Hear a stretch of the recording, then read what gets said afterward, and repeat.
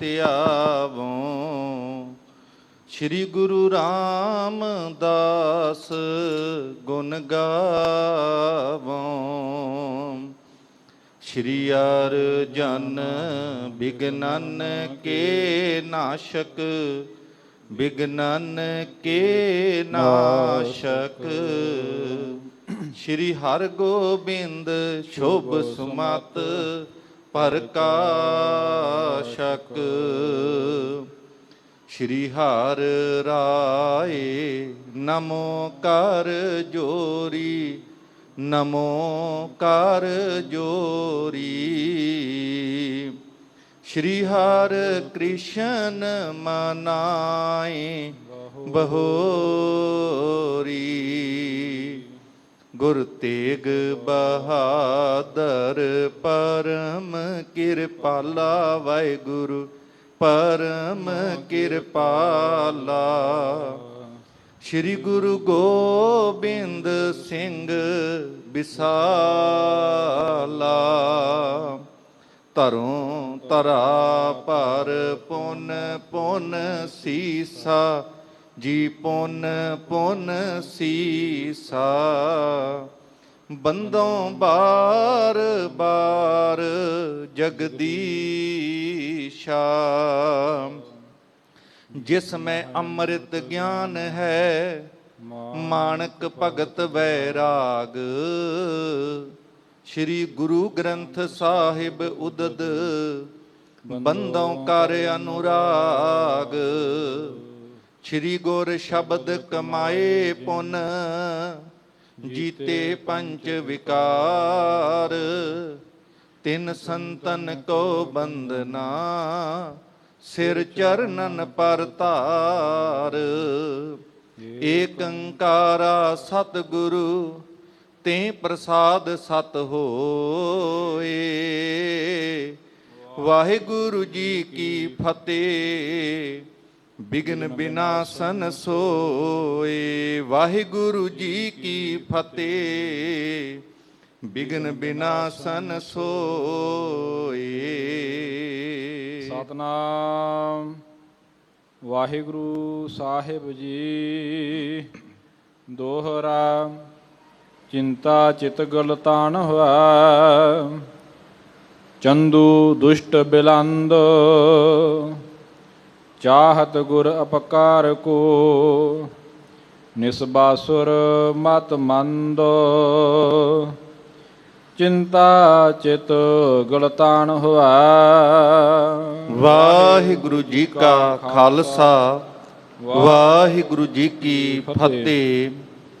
ਚਵਰ ਛਤਰ ਤਖਤ ਦੇ ਮਾਲਕ, ਸਮੁੱਚੀ ਮਨੁੱਖਤਾ ਸਰਬ ਕਾਇਨਾਤ ਦੇ ਰਹਿਬਰ, ਦਸਾਂ ਹੀ ਪਾਤਸ਼ਾਹੀਆਂ ਦੀ ਜੋਤ, ਸ਼ਬਦ ਬ੍ਰਹਮ ਸ਼ਬਦ ਦਾ ਅਵਤਾਰ ਸਤਿਗੁਰੂ, ਧੰਨ ਧੰਨ ਧੰਨ ਸ਼੍ਰੀ ਗੁਰੂ ਗ੍ਰੰਥ ਸਾਹਿਬ ਮਹਾਰਾਜ ਸੱਚੇ ਪਾਤਸ਼ਾਹ ਜੀ ਦੀ ਮੁਬਾਰਕ ਗੋਦ ਦੇ ਅੰਦਰ, ਧੰਨ ਧੰਨ ਸ਼੍ਰੀ ਗੁਰੂ ਅਰਜਨ ਦੇਵ ਪਾਤਸ਼ਾਹ ਮਹਾਰਾਜ ਜੀ ਦੀ ਬਖਸ਼ਿਸ਼ ਨਾਲ ਨਿਵਾਜੇ ਪਾਵਨ ਪਵਿੱਤਰ ਅਸਥਾਨ ਗੁਰਦੁਆਰਾ ਮੰਜੀ ਸਾਹਿਬ ਦੀਵਾਨ ਹਾਲ ਸ਼੍ਰੀ ਅੰਮ੍ਰਿਤਸਰ ਸਾਹਿਬ ਵਿਖੇ ਦਿਨ ਦੇ ਚੌਥੇ ਪਹਿਰ ਸੱਜੇ ਦੀਵਾਨ ਦੀ ਹਾਜ਼ਰੀ ਭਰ ਰਹੀ ਸਤਿਗੁਰਾਂ ਦੀ ਸਾਜੀ ਨਿਵਾਜੀ ਸਤਿਕਾਰਯੋਗ ਸਾਧ ਸੰਗਤ ਜੀ, ਸਤਿਗੁਰਾਂ ਦੀ ਅਪਾਰ ਬਖਸ਼ਿਸ਼ ਹੈ ਸਭਨਾ ਉੱਪਰ, ਜੋ ਧੰਨ ਸ਼੍ਰੀ ਗੁਰੂ ਰਾਮਦਾਸ ਪਾਤਸ਼ਾਹ ਮਹਾਰਾਜ ਜੀ ਦੇ ਪਾਵਨ ਸੱਚਖੰਡ ਦਰਬਾਰ ਦੀਆਂ ਹਾਜ਼ਰੀਆਂ ਭਰ ਕੇ ਸੱਚਖੰਡ ਸ਼੍ਰੀ ਹਰਿਮੰਦਰ ਸਾਹਿਬ ਦਰਸ਼ਨ ਕਰਕੇ, ਅੰਮ੍ਰਿਤ ਸਰੋਵਰ ਦੇ ਇਸ਼ਨਾਨ ਕਰਕੇ, ਅੰਮ੍ਰਿਤ ਗੁਰਬਾਣੀ ਨਾਲ ਜੁੜ ਕੇ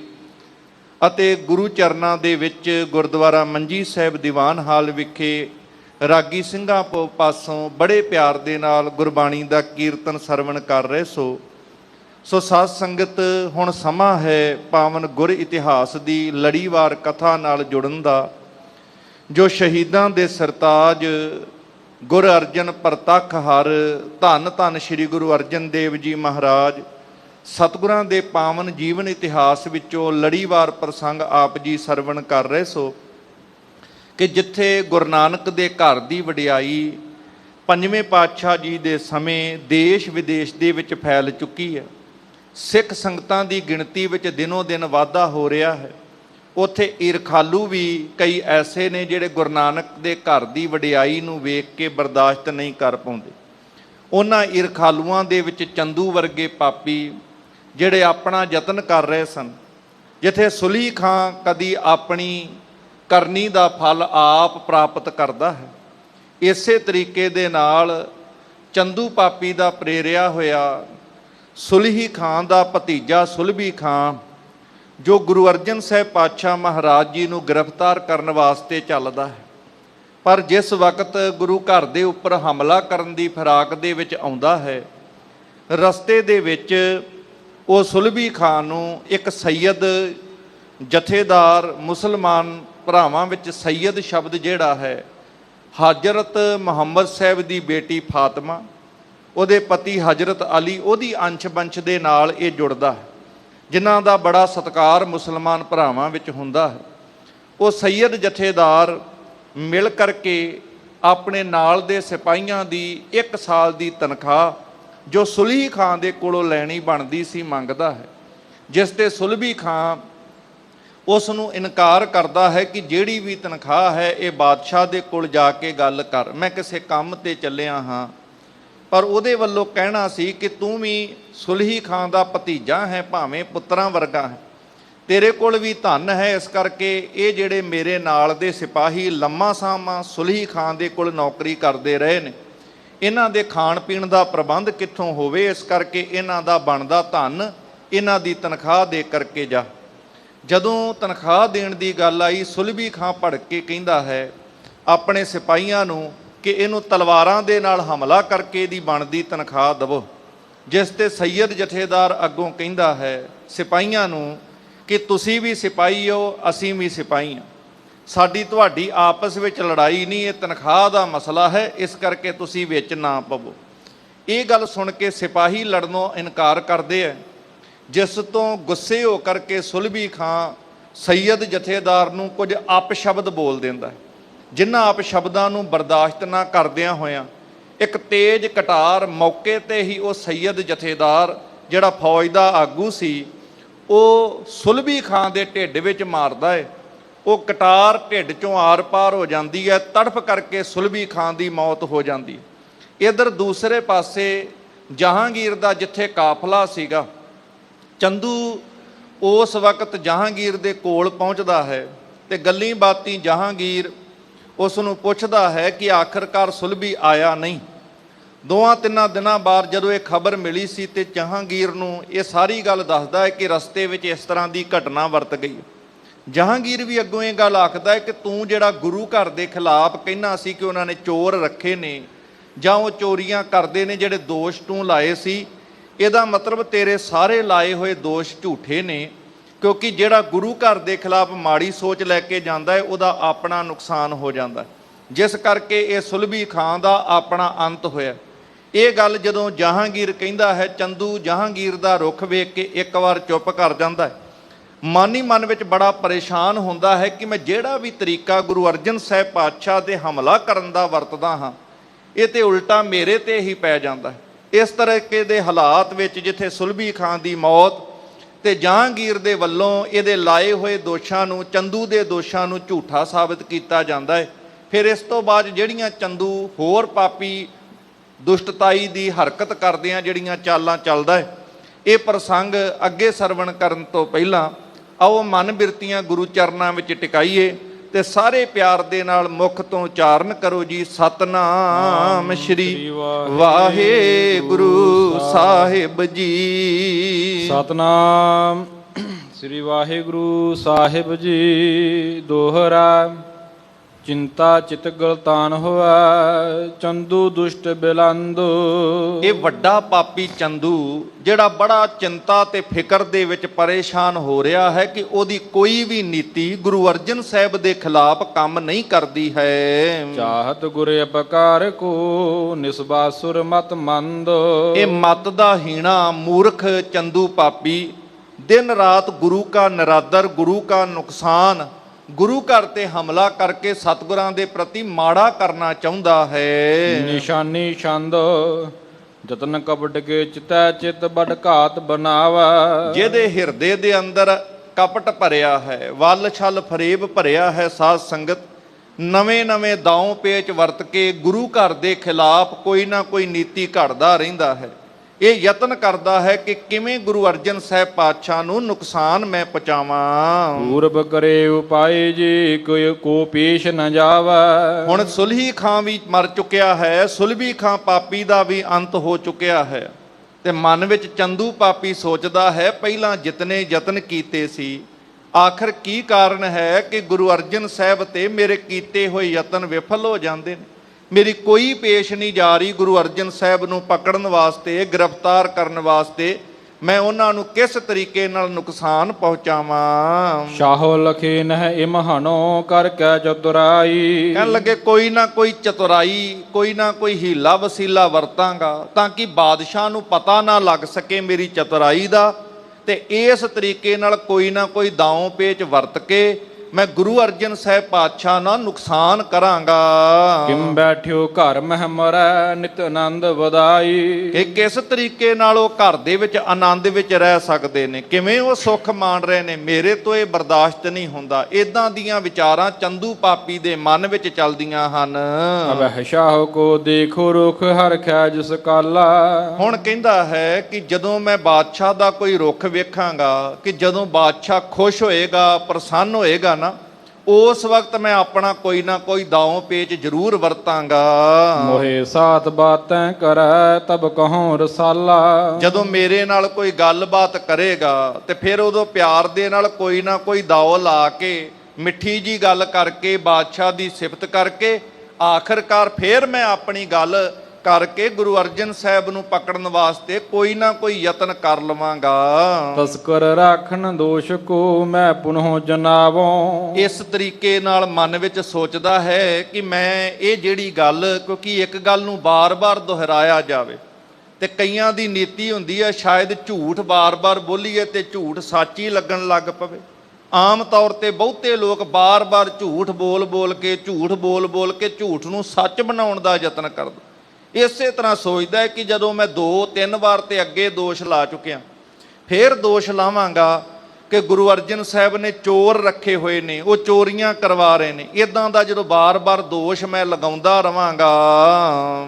ਅਪਰ ਘਾਤ ਨਹਿ ਦੰਡ ਤਬ ਕਹਿ ਕੈ ਲਗਵਾਵੋਂ। ਕਹਿੰਦੇ ਇਸ ਤਰੀਕੇ ਨਾਲ ਬਾਰ-ਬਾਰ ਉਹਨਾਂ ਦੇ ਖਿਲਾਫ ਜਦੋਂ ਮੈਂ ਬਾਦਸ਼ਾਹ ਨੂੰ ਕਹਿੰਦਾ ਰਵਾਂਗਾ, ਕੋਈ ਨਾ ਕੋਈ ਯਤਨ ਬਣਾ ਕਰਕੇ, ਕੋਈ ਨਾ ਕੋਈ ਦਾਉ ਪੇਚ ਬਣਾ ਕਰਕੇ, ਜਾਂ ਕੋਈ ਹੀਲਾ ਵਸੀਲਾ ਵਰਤ ਕੇ ਮੈਂ ਗੁਰੂ ਅਰਜਨ ਸਾਹਿਬ ਪਾਤਸ਼ਾਹ ਨੂੰ ਜਾਂ ਤੇ ਕੋਈ ਨਾ ਕੋਈ ਸਜ਼ਾ ਦਿਵਾਵਾਂਗਾ ਜਾਂ ਕਿਸੇ ਤਰੀਕੇ ਨਾਲ ਜ਼ਰੂਰ ਉਹਨਾਂ ਨੂੰ ਨੁਕਸਾਨ ਕਰਾਂਗਾ।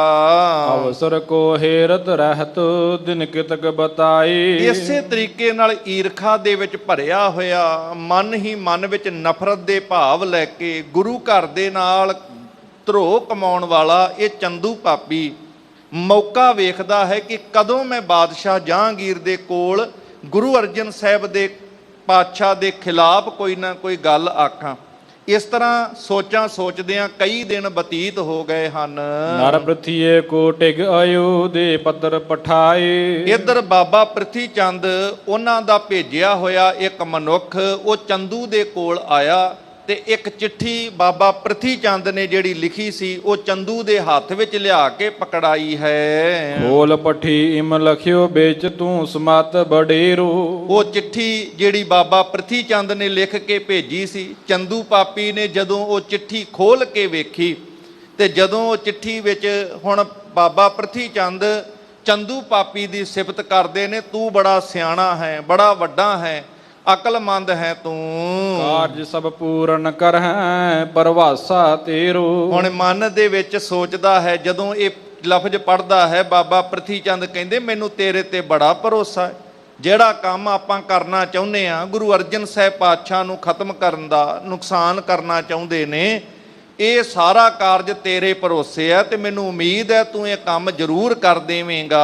ਹਜ਼ਰਤ ਕੋ ਉਪਦੇਸ਼ ਕੈ ਲਵਪੁਰ ਮਹਿ ਲਿਆਏ। ਕਿ ਤੂੰ ਬਾਦਸ਼ਾਹ ਨੂੰ ਪ੍ਰੇਰਨਾ ਦੇ ਕਰਕੇ ਇਸ ਇਲਾਕੇ ਦੇ ਵਿੱਚ ਲਾਹੌਰ ਵਾਲੇ ਪਾਸੇ ਲੈ ਕਰਕੇ ਆਇਆ ਹੈ। ਇਹ ਕਾਰਜ ਤੁਝ ਤੇ ਸਰੈ ਨਹਿ ਅਪਰ ਬਨਾਏ। ਕਿ ਤੇਰੇ ਤੋਂ ਬਗੈਰ ਇਹ ਚੰਦੂ ਕੋਈ ਹੋਰ ਕੰਮ ਨਹੀਂ ਕਰ ਸਕਦਾ। ਦੀਵਾਨ ਜੀ, ਇਹ ਤੁਹਾਡੇ ਹੀ ਹਿੱਸੇ ਕੰਮ ਆਉਂਦਾ ਹੈ। ਤੁਸੀਂ ਬਹੁਤ ਸਿਆਣੇ ਹੋ, ਅਕਲਮੰਦ ਹੋ, ਇਸ ਤਰ੍ਹਾਂ ਦੀ ਚਿੱਠੀ ਜਿਹੜੀ ਬਾਬਾ ਪ੍ਰਿਥੀ ਚੰਦ ਦੀ ਲਿਖ ਕੇ ਭੇਜਦੇ ਹਨ। ਰਿਪਹਤ ਬੇਕੋ ਸਮੈ ਆਬ ਹੈ ਨਿਕਟ ਤੁਮਾਰੀ। ਕਿ ਤੁਸੀਂ ਕਹਿੰਦੇ ਸੀ ਜਦੋਂ ਬਾਦਸ਼ਾਹ ਲਾਹੌਰ ਵੱਲ ਆਏਗਾ ਮੈਂ ਕੋਈ ਹੀਲਾ ਵਸੀਲਾ ਵਰਤਾਂਗਾ, ਤੇ ਕਹਿੰਦੇ ਹੁਣ ਤੁਹਾਡੇ ਹਿਸਾਬ ਨਾਲ ਸਾਰੇ ਕਾਰਜ ਫਿੱਟ ਬੈਠੇ ਨੇ, ਭਾਵ ਦੁਸ਼ਮਣ ਨੂੰ ਮਾਰਨ ਦਾ ਸਮਾਂ ਹੈ, ਕਿਉਂਕਿ ਤੁਹਾਡੇ ਕੋਲ ਬਾਦਸ਼ਾਹ ਦੇ ਨਾਲ ਗੱਲ ਕਰਨ ਦਾ ਖੁੱਲ੍ਹਾ ਤੁਹਾਨੂੰ ਮੌਕਾ ਹੈ, ਤੇ ਹੁਣ ਕੋਈ ਨਾ ਕੋਈ ਗੱਲ ਬਾਦਸ਼ਾਹ ਦੇ ਕੰਨੀ ਪਾ ਕੇ ਗੁਰੂ ਘਰ ਦੇ ਖਿਲਾਫ ਭੜਕਾ ਕੇ ਤੁਸੀਂ ਗੁਰੂ ਅਰਜਨ ਸਾਹਿਬ ਦਾ ਨੁਕਸਾਨ ਕਰਾ ਸਕਦੇ ਹੋ।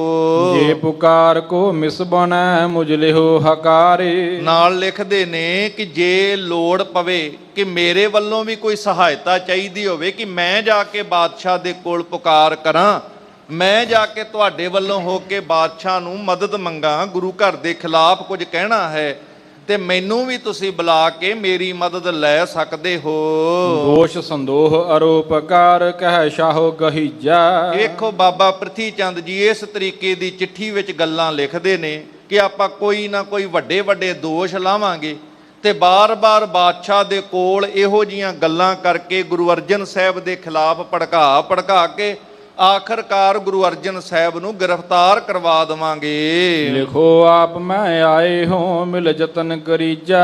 ਜਿਵੇਂ ਵੀ ਤੁਹਾਡੀ ਇੱਛਾ ਹੋਵੇ, ਬਾਬਾ ਪ੍ਰਿਥੀ ਚੰਦ ਲਿਖ ਰਹੇ ਨੇ ਚੰਦੂ ਪਾਪੀ ਨੂੰ, ਤੁਸੀਂ ਲਿਖ ਕੇ ਮੈਨੂੰ ਚਿੱਠੀ ਭੇਜੋ, ਮੈਂ ਤੁਰੰਤ ਹੀ ਤੁਹਾਨੂੰ ਆ ਕਰਕੇ ਮਿਲਾਂਗਾ। ਸੋ ਮੈਨੂੰ ਬਾਦਸ਼ਾਹ ਨਾਲ ਮਿਲਾਉਣ ਦਾ ਕੋਈ ਨਾ ਕੋਈ ਯਤਨ ਹੀਲਾ ਜ਼ਰੂਰ ਬਣਾਵੋ। ਭਟਕਾ ਪਾਤੀ ਚਿਤਿਓ ਚਿਤ ਕਰ ਬੂਜਨ ਸ਼ਾਹੂ। ਇੱਧਰ ਚੰਦੂ ਪਾਪੀ ਨੇ ਸਾਰੀ ਚਿੱਠੀ ਦੇ ਅੱਖਰ ਨੂੰ ਪੜ੍ਹਿਆ, ਤੇ ਮਨ ਹੀ ਮਨ ਦੇ ਵਿੱਚ ਇਸ ਗੱਲ ਨੂੰ ਵਿਚਾਰ ਕਰਦਾ ਹੈ ਕਿ ਕਿਵੇਂ ਹੁਣ ਇਹ ਗੱਲ ਮੈਂ ਬਾਦਸ਼ਾਹ ਜਹਾਂਗੀਰ ਤੱਕ ਪਹੁੰਚਾਵਾਂ, ਉਹਦੇ ਕੋਲ ਜਾ ਕੇ ਖਬਰ ਭੇਜੀ ਜਾਵੇ, ਕਿਵੇਂ ਗੁਰੂ ਅਰਜਨ ਸਾਹਿਬ ਦੇ ਖਿਲਾਫ ਬਾਬੇ ਪ੍ਰਿਥੀ ਚੰਦ ਨੂੰ ਮਿਲਾਇਆ ਜਾਵੇ। ਹੁਣ ਪ੍ਰਿਥੀਆ ਬੁਲਵਾਏ ਹੋ ਤੂਰਨ ਨਿਜ ਪਾਹੂ। ਕਹਿੰਦੇ ਬਾਦਸ਼ਾਹ ਨਾਲ ਪਹਿਲਾਂ ਜਾ ਕੇ ਮੈਂ ਗੱਲ ਕਰ ਲਵਾਂ, ਤੇ ਗੱਲ ਕਰਕੇ ਫਿਰ ਪ੍ਰਿਥੀ ਚੰਦ ਨੂੰ ਬੁਲਾ ਲਵਾਂਗਾ, ਉਹ ਤੁਰੰਤ ਹੀ ਮੇਰੇ ਕੋਲ ਖਬਰ ਸੁਣਦਿਆਂ ਸਾਰ ਆ ਜਾਵੇਗਾ। ਇਮ ਨਿਸ਼ਚੇ ਕਰ ਪ੍ਰਾਤਿ ਉਠ ਮਤ ਮੰਦ ਚਿਤਾਰੈ। ਇਸ ਤਰੀਕੇ ਦੇ ਨਾਲ ਰਾਤ ਉਹ ਮੂਰਖ ਮਤ ਵਾਲਾ ਚੰਦੂ ਪਾਪੀ ਰਾਤ ਬਤੀਤ ਕਰਦਾ ਹੈ। ਸਵੇਰ ਹੁੰਦੀ ਹੈ ਤੇ ਫੇਰ ਮਾਨੀ ਮਨ ਵਿੱਚ ਸੋਚਦਾ ਹੈ ਕੋਈ ਬਹਾਨਾ ਬਣੇ ਤੇ ਮੈਂ ਬਾਦਸ਼ਾਹ ਦੇ ਕੋਲ ਜਾ ਕੇ ਕਿਸੇ ਤਰੀਕੇ ਨਾਲ ਆਪਣੀ ਗੱਲ ਰੱਖਣੀ ਕਰਾਂ। ਗਮਨਿਓ ਹਜ਼ਰਤ ਕੇ ਨਿਕਟ ਨਰ ਨਿਮੈ ਹਜ਼ਾਰੈ। ਆਖਰਕਾਰ ਮੌਕਾ ਵੇਖ ਕੇ ਬਾਦਸ਼ਾਹ ਨੂੰ ਮਿਲਣ ਵਾਸਤੇ ਉਹ ਅੱਗੇ ਚੱਲ ਪਿਆ ਹੈ। ਜਦੋਂ ਬਾਦਸ਼ਾਹ ਨੂੰ ਹਜ਼ਾਰਾਂ ਲੋਕ ਨਮਸਕਾਰਾਂ ਕਰ ਰਹੇ ਸੀ, ਹਜ਼ਾਰਾਂ ਲੋਕ ਬਾਦਸ਼ਾਹ ਦੇ ਅੱਗੇ ਜਿੱਥੇ ਝੁਕ ਰਹੇ ਸਨ। ਰਜਤ ਡੰਡ ਗਹਿ ਅਗਰ ਚੱਲ ਕੋ ਨਰ ਨ ਹਟਾਵੈ। ਤੇ ਜਦੋਂ ਬਾਦਸ਼ਾਹ ਦੀ ਕਿਸੇ ਥਾਂ ਤੇ ਕਾਫਲਾ ਜਾਂਦਾ ਹੈ ਤੇ ਬਾਦਸ਼ਾਹ ਦੇ ਅੱਗੇ ਚਾਂਦੀ ਦੇ ਡੰਡੇ ਲੈ ਕੇ, ਜਿਹਨੂੰ ਆਪਾਂ ਚੋਭਾਂ ਕਹਿੰਦੇ ਆ, ਚਾਂਦੀ ਦੇ ਡੰਡੇ, ਇਹ ਲੈ ਕੇ ਅੱਗੇ ਬਾਦਸ਼ਾਹ ਦੇ ਸੇਵਕ ਚੱਲਦੇ ਆ, ਤੇ ਅੱਗੋਂ ਲੋਕਾਂ ਨੂੰ ਆਸੇ-ਪਾਸੇ ਤੋਂ ਹਟਾਉਂਦੇ ਨੇ, ਬਾਦਸ਼ਾਹ ਦੇ ਸਾਹਮਣੇ ਸੁਚੇਤ ਕਰਦੇ ਜਾਂਦੇ। ਇੱਕ ਪਾਸੇ ਦੁਨਿਆਵੀ ਬਾਦਸ਼ਾਹ ਹੈ ਤੇ ਦੂਸਰੇ ਪਾਸੇ ਸ਼ਹਿਨਸ਼ਾਹਾਂ ਦੇ ਸ਼ਹਿਨਸ਼ਾਹ ਸੱਚੇ ਪਾਤਸ਼ਾਹ। ਅੱਜ ਵੀ ਸੱਚਖੰਡ ਸ੍ਰੀ ਹਰਿਮੰਦਰ ਸਾਹਿਬ ਦਰਸ਼ਨ ਕਰਨ ਜਾਂਦੇ ਹੋ, ਚਾਂਦੀ ਦੀਆਂ ਚੋਭਾਂ, ਭਾਵ ਜਿਹਨੂੰ ਆਪਾਂ ਚਾਂਦੀ ਦੇ ਡੰਡੇ ਸਿੱਧੇ ਸ਼ਬਦਾਂ 'ਚ ਕਹਿੰਦੇ, ਅਸਲ 'ਚ ਚਾਂਦੀ ਦੀਆਂ ਚੋਭਾਂ ਲੈ ਕੇ ਉਹ ਚੋਭਦਾਰ, ਉਹ ਗੁਰੂ ਘਰ ਦੇ ਪਿਆਰ ਵਾਲੇ ਤੇ ਬਾਦਸ਼ਾਹ ਸੱਚੇ ਪਾਤਸ਼ਾਹ ਧੰਨ ਸ਼੍ਰੀ ਗੁਰੂ ਗ੍ਰੰਥ ਸਾਹਿਬ ਮਹਾਰਾਜ ਜੀ ਦੀ ਸੇਵਕੀ ਵਿੱਚ ਹਾਜ਼ਰ ਰਹਿੰਦੇ। ਜਦੋਂ ਪਾਤਸ਼ਾਹ ਦਾ ਸ਼ਾਹੀ ਸਵਾਰਾ ਜਾਂਦਾ ਹੈ, ਉਹ ਚੋਭਦਾਰਾਂ ਨੂੰ ਅੱਜ ਵੀ ਤੁਸੀਂ ਦਰਸ਼ਨ ਕਰਦੇ ਹੋ, ਜਿਹੜੇ ਚਾਂਦੀ ਦੀਆਂ ਚੋਭਾਂ ਲੈ ਕੇ ਚੱਲਦੇ ਨੇ। ਚੱਲਣ ਵਾਲੇ ਉਹ ਜਿਹੜੇ ਗੁਰੂ ਪਿਆਰੇ ਨੇ ਉਹਨਾਂ ਨੂੰ ਚੋਭਦਾਰ ਆਖਿਆ ਜਾਂਦਾ ਹੈ, ਤੇ ਇਹ ਜਿਹੜੇ ਚਾਂਦੀ ਦੇ ਡੰਡੇ ਹੁੰਦੇ ਆ ਇਹਨਾਂ ਨੂੰ ਅਸਲ ਵਿੱਚ ਚੋਭਾਂ ਕਿਹਾ ਜਾਂਦਾ ਹੈ। ਉਸ ਵਕਤ ਦੁਨਿਆਵੀ ਬਾਦਸ਼ਾਹ ਦੇ ਸਾਹਮਣੇ ਇਸ ਢੰਗ ਦੇ ਨਾਲ ਚੋਭਾਂ ਲੈ ਕੇ ਚੱਲਣ ਵਾਲੇ, ਲੋਕਾਂ ਨੂੰ ਸੁਚੇਤ ਕਰਦੇ ਅੱਗੇ ਚੱਲਣ ਵਾਲੇ, ਉਹ ਵੀ ਚੱਲਦੇ ਸਨ। ਸੰਗ ਸੁਬਟ ਗਮਨਤ ਪਗਨਾ ਚਹੁ ਦੁਸ਼ਮਹਿ ਜਾਵੈ। ਨਾਲ ਵੱਡੇ ਸਿਪਾਹੀ, ਉਹਦੇ ਸੁਰੱਖਿਆ ਗਾਰਡ ਜਿਹੜੇ ਹੁੰਦੇ ਨੇ, ਸੁਰੱਖਿਆ ਕਰਮੀ, ਉਹ ਚਾਰੇ ਪਾਸੇ ਘੇਰਾ ਪਾ ਕਰਕੇ ਬੜੇ ਸੂਰਬੀਰ, ਬੜੇ ਬਹਾਦਰ, ਉਹ ਵੀ ਜਿਹੜੇ ਨਾਲ ਬਾਦਸ਼ਾਹ ਦੇ ਚਾਰੇ ਤਰਫ ਉਹਦੀ ਸੁਰੱਖਿਆ ਵਾਸਤੇ ਇੱਕ ਸਮਾਨ ਹੋ ਕੇ ਚੱਲਦੇ ਹਨ। ਕਿਤਿਕ ਦਾਸ ਦੌਰਤ ਚਲ ਹੈ ਅਗਵਾ ਪਿਛਵਾਈ। ਉਹ ਬਾਦਸ਼ਾਹ ਜਿਹਦੇ ਅੱਗੇ ਪਿੱਛੇ ਕਈ ਲੋਕ ਦੌੜਦੇ ਫਿਰਦੇ ਹਨ। ਬੋਲਤ ਜਾਤ ਨਕੀਬ ਜੋ ਕੋ ਸੁਜਾਸ ਸੁਨਾਈ। ਫਿਰ ਜਿਹੜਾ ਇੱਕ ਨਕੀਬ ਆਵਾਜ਼ ਦੇਣ ਵਾਲਾ, ਜਿਹੜਾ ਇੱਕ ਇਹੋ ਜਿਹਾ ਮਨੁੱਖ ਜਿਹੜਾ ਕਹਿੰਦਾ ਖਬਰਦਾਰ ਬਾਦਸ਼ਾਹ ਦੀ ਸਵਾਰੀ ਆ ਰਹੀ, ਇਸ ਤਰੀਕੇ ਦੇ ਨਾਲ ਖਬਰਦਾਰ ਕਰਨ ਵਾਲੇ ਵੀ ਅੱਗੇ ਅੱਗੇ ਚੱਲਦੇ। ਇਸ ਤਰੀਕੇ ਦੇ ਨਕੀਬ ਜਿਹੜੇ ਅੱਗੇ ਅੱਗੇ ਚੱਲ ਕੇ ਲੋਕਾਂ ਨੂੰ ਸੁਚੇਤ ਕਰਦੇ ਹਨ। ਆਗੇ ਚਲੈ ਟਲੈਤ ਕੁਛ ਖਹਿ ਖੜਗ ਰੁਟਾਲੀ। ਫਿਰ ਬਾਦਸ਼ਾਹ ਦੇ ਅੱਗੇ ਅੱਗੇ ਕਈ ਢਾਲਾਂ ਪਕੜ ਕਰਕੇ, ਜਿਹੜੇ ਲੱਠ ਢਾਲ ਆਦਿਕ ਪਕੜ ਕਰਕੇ, ਇਸ ਤਰ੍ਹਾਂ ਸ਼ਸਤਰ ਪਕੜ ਕੇ, ਹੱਥ ਵਿੱਚ ਤਲਵਾਰ ਪਕੜੀ ਹੈ ਤੇ ਨਾਲ ਢਾਲਾਂ ਪਕੜੀਆਂ ਨੇ। ਇਸ ਤਰੀਕੇ ਦੇ ਵੀ ਢਾਲਾਂ ਤਲਵਾਰਾਂ ਵਾਲੇ, ਡਾਂਗਾਂ ਵਾਲੇ, ਇਹ ਵੱਖਰੇ ਵੱਖਰੇ ਸ਼ਸਤਰ ਪਕੜ ਕੇ ਚੱਲਣ ਵਾਲੇ ਸਿਪਾਹੀ ਵੀ ਨਾਲ ਚੱਲਦੇ ਹਨ। ਕੋਸਨ ਮਾਨਤ ਸੰਗ ਮੈਂ ਕਹਿ ਬਾਕ ਰਸਾਲੀ। ਕਈ ਨਮਸਕਾਰਾਂ ਕਰਦੇ ਨੇ ਬਾਦਸ਼ਾਹ ਨੂੰ, ਮਿੱਠੇ ਬੋਲ ਬੋਲ ਕਰਕੇ ਬਾਦਸ਼ਾਹ ਦਾ ਸਵਾਗਤ ਕਰਨ ਵਾਲੇ ਹਨ। ਹਜ਼ਰਤ ਕੋ ਅਭਨੰਦਨੇ ਕਰ ਕਰ ਚਤੁਰਾਈ। ਇਸ ਤਰੀਕੇ ਨਾਲ ਬਹੁਤ ਸਾਰੇ ਲੋਕ ਜਿੱਥੇ ਬਾਦਸ਼ਾਹ ਦਾ ਸਤਿਕਾਰ ਮਾਣ ਕਰਦੇ ਆ, ਉੱਥੇ ਚੰਦੂ ਪਾਪੀ ਵੀ ਉਹਨਾਂ ਦੇ ਵਿੱਚ, ਜਿੱਥੇ ਮੌਕਾ ਪਾ ਕਰਕੇ ਬਾਦਸ਼ਾਹ ਦੇ ਕੋਲ ਚਲਿਆ ਜਾਂਦਾ। ਜਿੱਥੇ ਬਾਦਸ਼ਾਹ ਦਾ ਦਰਬਾਰ ਲੱਗਾ ਹੈ, ਬਾਦਸ਼ਾਹ ਬੈਠਾ ਹੋਇਆ ਹੈ, ਜਿੱਥੇ ਉਹਨੇ ਸਭਾ ਲਗਾਈ ਹੋਈ ਹੈ, ਉੱਥੇ ਜਾ ਕੇ ਬਾਦਸ਼ਾਹ ਨੂੰ ਨਮਸਕਾਰ ਕਰਕੇ ਆਪਣੀ ਥਾਂ ਤੇ ਚੰਦੂ ਪਾਪੀ ਬੈਠ ਜਾਂਦਾ ਹੈ, ਜਿਹੜਾ ਬੜਾ ਚਲਾਕ ਤੇ ਮੀਸਣਾ ਜਿਹਾ ਜਿਹਦਾ ਸੁਭਾਅ ਹੈ। ਕਹਿਤ ਸੁਨਾਵਤ ਮ੍ਰਿਦੁਲ ਬਾਚ ਕੀਰਤ ਵਰਦਾਹੀ। ਇਹੋ ਜਿਹੇ ਮਨੁੱਖ ਜਦੋਂ ਹਾਕਮਾਂ ਦੀਆਂ ਨਜ਼ਰਾਂ ਵਿੱਚ ਆਪਣੀ ਜਗ੍ਹਾ ਬਣਾਉਣੀ ਹੋਵੇ, ਇਹਨਾਂ ਕੋਲ ਸਭ ਤੋਂ ਵੱਡਾ ਗੁਣ ਹੁੰਦਾ ਹੈ ਚਾਪਲੂਸੀ ਕਰਨੀ, ਬਾਦਸ਼ਾਹ ਦੀ ਖੁਸ਼ਾਮਦ ਕਰਨੀ, ਉਹਦੇ ਗੁਣ ਗਾਉਣੇ, ਉਹਦੀ ਸਿਫਤ ਕਰਨੀ। ਇਸ ਥਾਂ ਮਿੱਠੀਆਂ ਮਿੱਠੀਆਂ ਜੀਆਂ ਗੱਲਾਂ ਕਰਕੇ, ਬਾਦਸ਼ਾਹ ਦੀ ਸਿਫਤ ਕਰਕੇ, ਚਾਪਲੂਸੀ ਖੁਸ਼ਾਮਦ ਭਰੇ ਇਦਾਂ ਦੇ ਬੋਲਾਂ ਨਾਲ ਬਾਦਸ਼ਾਹ ਦੀਆਂ ਵਡਿਆਈਆਂ ਕਰਦਾ ਹੈ। ਹਸਤ ਸ਼ਾਹੋ ਹਰਖਤ ਹਰਿਓ ਹਿਓ ਸਭ ਸ਼ਬਾ ਸਰਾਹਿਓ। ਹੁਣ ਜਦੋਂ ਇਹੋ ਜੀਆਂ ਚਤੁਰਾਈ ਦੇ ਨਾਲ ਮੀਸਣੀਆਂ ਜੀਆਂ ਗੱਲਾਂ ਚੰਦੂ ਪਾਪੀ ਕਰਦਾ ਹੈ, ਜਿਹ 'ਚ ਖੁਸ਼ਾਮਦ ਭਰੀ ਹੋਈ ਹੈ, ਚਾਪਲੂਸੀ ਭਰੀ ਹੋਈ ਹੈ, ਬਾਦਸ਼ਾਹ ਦੀ ਵਡਿਆਈ ਕਰਦਾ ਹੈ, ਨਾਲੇ ਹਾਸੇ ਦੇ ਬੋਲ ਜੇ ਕੁਝ ਬੋਲਦਾ ਹੈ, ਜਿਹਨੂੰ ਸੁਣ ਕਰਕੇ, ਜਿਹਦੀਆਂ ਮਿੱਠੀਆਂ ਮਿੱਠੀਆਂ ਜੀਆਂ ਗੱਲਾਂ ਨਾਲ ਸਾਰੇ ਬੜੇ ਖੁਸ਼ ਹੋ ਜਾਂਦੇ ਨੇ। ਸਾਰੇ ਜਾਣੇ ਪਾਸੇ ਹਾਸਾ ਪਸਰ ਜਾਂਦਾ ਹੈ ਤੇ ਲੋਕ ਸਾਰੇ ਚੰਦੂ ਦੀ ਸ਼ਲਾਘਾ ਕਰਦੇ ਨੇ। ਬਹੁਤ ਵਧੀਆ ਇਨਸਾਨ, ਭਾਵ ਆਪਣੀ ਵੀ ਨਾਲ ਇਹ ਸਭਾ ਵਿੱਚ ਤਾਰੀਫ ਕਰਵਾ ਲੈਂਦਾ ਹੈ। ਚੰਦ ਦੀਵਾਨ ਪੁਰਾਤਨੀ ਰਾਵ ਰਚਿਤ ਚਾਹਿਓ। ਕਿਉਂਕਿ ਹੋਰਾਂ ਦੀ ਵੀ, ਜਿਹੜੇ ਉੱਥੋਂ ਦੇ ਅਮੀਰ ਵਜ਼ੀਰ ਸੀ ਨਾਲ, ਉਹਨਾਂ ਦੀ ਵੀ ਚਾਪਲੂਸੀ ਕਰਕੇ ਆਪਣੇ ਵੱਲ ਕੀਤਾ ਸੀ। ਇਸ ਕਰਕੇ ਉਹ ਕਹਿੰਦੇ ਜੀ ਇਹ ਤੇ ਤੁਹਾਡਾ ਪੁਰਾਣਾ ਦੀਵਾਨ ਹੈ, ਸਦਾ ਬਾਦਸ਼ਾਹ ਸਲਾਮਤ ਤੁਹਾਡਾ ਭਲਾ ਹੀ ਚਾਹੁੰਦਾ ਹੈ, ਤੁਹਾਨੂੰ ਬਹੁਤ ਪਿਆਰ ਕਰਨ ਵਾਲਾ ਹੈ। ਇਹ ਘਾਤ ਪਾਏ ਬੋਲਿਓ ਬਾਹੁਰ ਸੁਨਪਨ ਹੈ ਜਹਾਨਾ। ਇਸ ਤਰ੍ਹਾਂ ਗੱਲਾਂ ਬਾਤਾਂ ਕਰਦਿਆਂ, ਬਾਦਸ਼ਾਹ ਦੀਆਂ ਸਿਫਤਾਂ ਕਰਦਿਆਂ ਮੌਕਾ ਪਾ ਕੇ ਚੰਦੂ ਪਾਪੀ ਇਸ ਤਰੀਕੇ ਦੇ ਨਾਲ ਜਹਾਂਗੀਰ ਬਾਦਸ਼ਾਹ ਨੂੰ ਕਹਿੰਦਾ, ਹੇ ਜਹਾਂਪਨਾ, ਮੇਰੀ ਬੇਨਤੀ ਧਿਆਨ ਨਾਲ ਸੁਣਿਆ ਜੇ। ਬਹੁਤ ਦਿਨ ਬੀਤੇ ਪ੍ਰਿਥੀਏ ਨਿਜ ਕਸ਼ਟ ਬਖਾਨਾ। ਕਿ ਬਹੁਤ ਦਿਨ ਪਹਿਲਾਂ ਵੀ ਬਾਬਾ ਪ੍ਰਿਥੀ ਚੰਦ ਬਾਰੇ ਇਸ਼ਾਰਾ ਕਰਦਾ ਹੈ ਕਿ ਜਿਵੇਂ ਪਹਿਲਾਂ ਵੀ ਤੁਹਾਡੇ ਕੋਲ ਆ ਕੇ ਉਹਨਾਂ ਨੇ ਇਹ ਬੇਨਤੀ ਕੀਤੀ ਸੀ, ਆਪਣਾ ਕਸ਼ਟ, ਆਪਣਾ ਦੁੱਖ ਬਾਬੇ ਪ੍ਰਿਥੀ ਚੰਦ ਨੇ ਦੱਸਣਾ ਕੀਤਾ ਸੀ। ਕਿਉਂਕਿ ਪਹਿਲਾਂ ਵੀ ਬਾਦਸ਼ਾਹ ਤੱਕ ਬਾਬੇ ਪ੍ਰਿਥੀ ਚੰਦ ਨੇ ਯਤਨ ਕਰਕੇ ਆਪਣੀ ਗੱਲ ਪਹੁੰਚਾਉਣ ਦਾ, ਇਹੋ ਜਿਹੇ ਪਾਪੀਆਂ ਦੇ ਨਾਲ ਮਿਲ ਕਰਕੇ ਗੁਰੂ ਘਰ ਦੇ ਖਿਲਾਫ ਭੜਕਾਉਣ ਦਾ ਯਤਨ ਕੀਤਾ ਹੈ। ਸੋ ਇਹ ਪਹਿਲਾਂ ਵੀ ਤੁਹਾਡੇ ਕੋਲ ਆਪਣਾ ਦੁੱਖ ਬਾਬਾ ਪ੍ਰਿਥੀ ਚੰਦ, ਜੋ ਗੁਰੂ ਰਾਮਦਾਸ ਪਾਤਸ਼ਾਹ ਦੇ ਪੁੱਤਰ ਤੇ ਗੁਰੂ ਅਰਜਨ ਸਾਹਿਬ ਦੇ ਵੱਡੇ ਭਰਾ ਨੇ, ਉਹ ਆਪਣਾ ਦੁੱਖ ਦੱਸ ਚੁੱਕੇ ਹਨ। ਕਹਿਓ ਆਪ ਲਵਪੁਰ ਚਲੈ ਤਹ ਝਗਰ ਨਬੇਰੈ। ਤੇ ਆਪ ਜੀ ਨੇ ਉਸ ਵਕਤ ਉਹਨੂੰ ਹੌਸਲਾ ਦਿੱਤਾ ਸੀ ਕਿ ਜਦੋਂ ਲਾਹੌਰ ਦੇ ਇਲਾਕੇ ਵੱਲ ਕਿਤੇ ਜਾਵਾਂਗੇ ਤੇ ਤੇਰੇ ਘਰ ਦਾ ਝਗੜਾ ਉੱਥੇ ਜਾ ਕੇ ਨਿਪਟਾ ਦੇਵਾਂਗੇ। ਰਹਿਓ ਪ੍ਰਤੀਖਤ ਸ਼ੁੱਧਤ ਜਿਮ ਭੋਜਨ ਦਿਸ਼ਹੀਰਾ। ਕਹਿਣ ਲੱਗੇ ਹੁਣ ਉਹ ਘਰ ਦਾ ਜਿਹੜਾ ਉਹਨਾਂ ਦਾ ਝਗੜਾ ਹੈ, ਉਹ ਉਡੀਕ ਰਿਹਾ ਹੈ ਜਿਵੇਂ ਕੋਈ ਭੁੱਖਾ ਭੋਜਨ ਦੀ ਉਡੀਕ ਵਿੱਚ ਹੋਵੇ।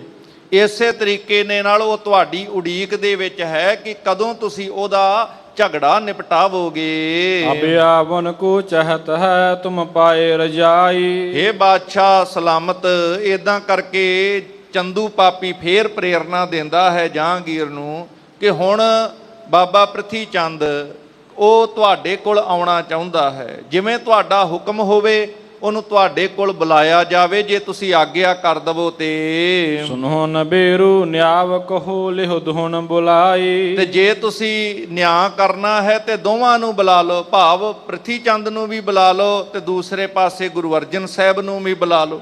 ਬੁਲਾ ਕਰਕੇ ਇਹ ਝਗੜਾ ਨਿਪਟਾ ਦਵੋ। ਨਿਆਂ ਕਰਨਾ ਕਰੋ, ਦੋਹਾਂ ਨੂੰ ਕੋਲ ਬੁਲਾ ਲੈਣਾ ਕਰੋ। ਸ਼ਾਨ ਕੋ ਇਮਾਨ ਬਾਡ ਨਿਤ ਨਿਆਹ ਵਿਚਾਰੈ। ਕਿਉਂਕਿ ਬਾਦਸ਼ਾਹਾਂ ਦਾ ਇਹ ਵੱਡਾ ਫਰਜ਼ ਹੋਇਆ ਕਰਦਾ ਹੈ, ਇਹ ਵੱਡੀ ਬਾਦਸ਼ਾਹਾਂ ਦੀ ਸ਼ਲਾਘਾ ਹੋਇਆ ਕਰਦੀ ਹੈ ਕਿ ਇਹ ਨਿਆਂ ਕਰਦੇ ਨੇ। ਜਿੱਥੇ ਕਿਤੇ ਇਨਸਾਫ ਦੀ ਲੋੜ ਪੈ ਜਾਏ, ਇਹ ਤੁਹਾਡੇ ਵੱਡੇ ਕਾਰਜ ਨੇ। ਤੁਸੀਂ ਇਨਸਾਫ ਕਰਕੇ ਬੜੇ ਬੜੇ ਝਗੜੇ ਨਿਪਟਾਉਣ ਵਾਲੇ ਹੋ।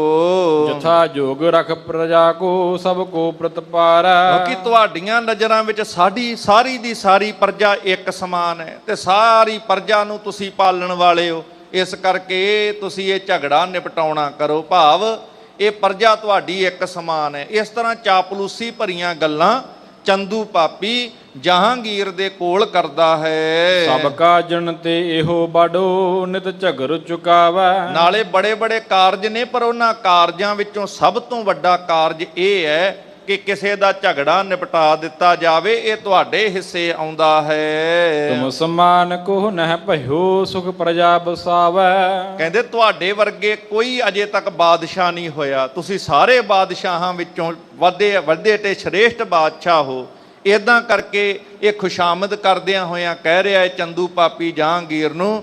ਇਸ ਕਰਕੇ ਤੁਸੀਂ ਇਹ ਜਿਹੜਾ ਝਗੜਾ ਨਿਪਟਾਉਣਾ ਕਰੋ, ਸਾਰੇ ਪਾਸੇ ਤੁਸੀਂ ਇਨਸਾਫ ਕਰਨਾ ਕਰੋ। ਰਾਓ ਰੰਗ ਵਿੱਚ ਨਿਆਵ ਕੇ ਤੁਮ ਲਖੇ ਸਮਾਨਾ। ਕਿ ਤੁਸੀਂ ਪ੍ਰਜਾ ਨੂੰ ਸੁੱਖ ਨਾਲ ਵਸਾਉਣ ਵਾਲੇ ਹੋ, ਅਮੀਰ ਤੇ ਗਰੀਬ ਦੇ ਵਿੱਚ ਨਿਆਂ ਕਰਨ ਵਾਲੇ, ਇੱਕ ਸਮਾਨ ਕਰਕੇ ਤੁਸੀਂ ਜਾਣੇ ਜਾਂਦੇ ਹੋ।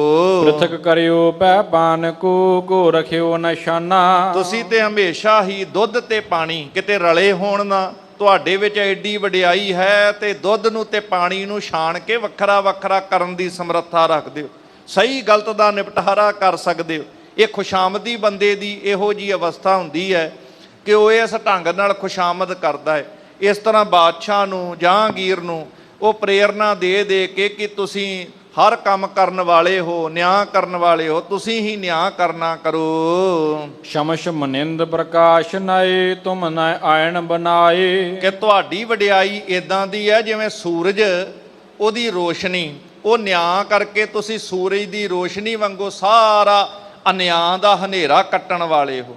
ਜਿਹੜਾ ਅਨਿਆਂ ਹੈ ਉਹ ਹਨੇਰੇ ਦੇ ਸਮਾਨ ਹੈ, ਤੇ ਜੇ ਤੁਸੀਂ ਇਨਸਾਫ ਕਰ ਦੋ ਤੇ ਅਨਿਆਂ ਦਾ ਜਿਹੜਾ ਹਨੇਰਾ ਹੈ ਉਹ ਭਜਾ ਸਕਦੇ ਹੋ। ਚੋਰ ਜਾਰ ਬਟਪਾਰ ਠੱਗ ਤਮ ਚਰ ਸੁ ਛਪਾਏ। ਕਿ ਤੁਹਾਡੇ ਇਨਸਾਫ ਕਰਕੇ ਤੁਹਾਡੇ ਰਾਜ ਭਾਗ ਵਿੱਚ ਇਦਾਂ ਵੇਖੋ, ਖੁਸ਼ਾਮਦ ਵਿੱਚ ਕਹਿ ਰਿਹਾ ਹੈ ਕਿ ਵੱਡੇ ਵੱਡੇ ਚੋਰ, ਜਾਰ, ਵਿਭਚਾਰੀ ਬੰਦੇ ਨੂੰ ਕਿਹਾ ਜਾਂਦਾ। ਇਸੇ ਤਰੀਕੇ ਨਾਲ ਡਾਕੂ ਆਦਿਕ ਠੱਗ, ਇਹ ਜਿੰਨੇ ਵੀ ਨੇ ਤੁਹਾਡੇ ਰਾਜ ਭਾਗ ਵਿੱਚ ਤੁਹਾਡੀ ਵਡਿਆਈ ਇਨਸਾਫ ਕਰਕੇ ਉੱਲੂਆਂ ਦੇ ਵਾਂਗੂ, ਜਿਵੇਂ ਸੂਰਜ ਚੜ੍ਹਨ ਤੇ ਉੱਲੂ ਲੁਕ ਜਾਂਦਾ ਹੈ ਨਾ, ਇਸੇ ਤਰ੍ਹਾਂ ਠੱਗ, ਚੋਰ, ਧਾੜਵੀ, ਵਿਭਚਾਰੀ, ਇਹ ਸਾਰੇ ਦੇ ਸਾਰੇ ਉੱਲੂਆਂ ਵਾਂਗੂ ਲੁਕ ਗਏ ਹਨ।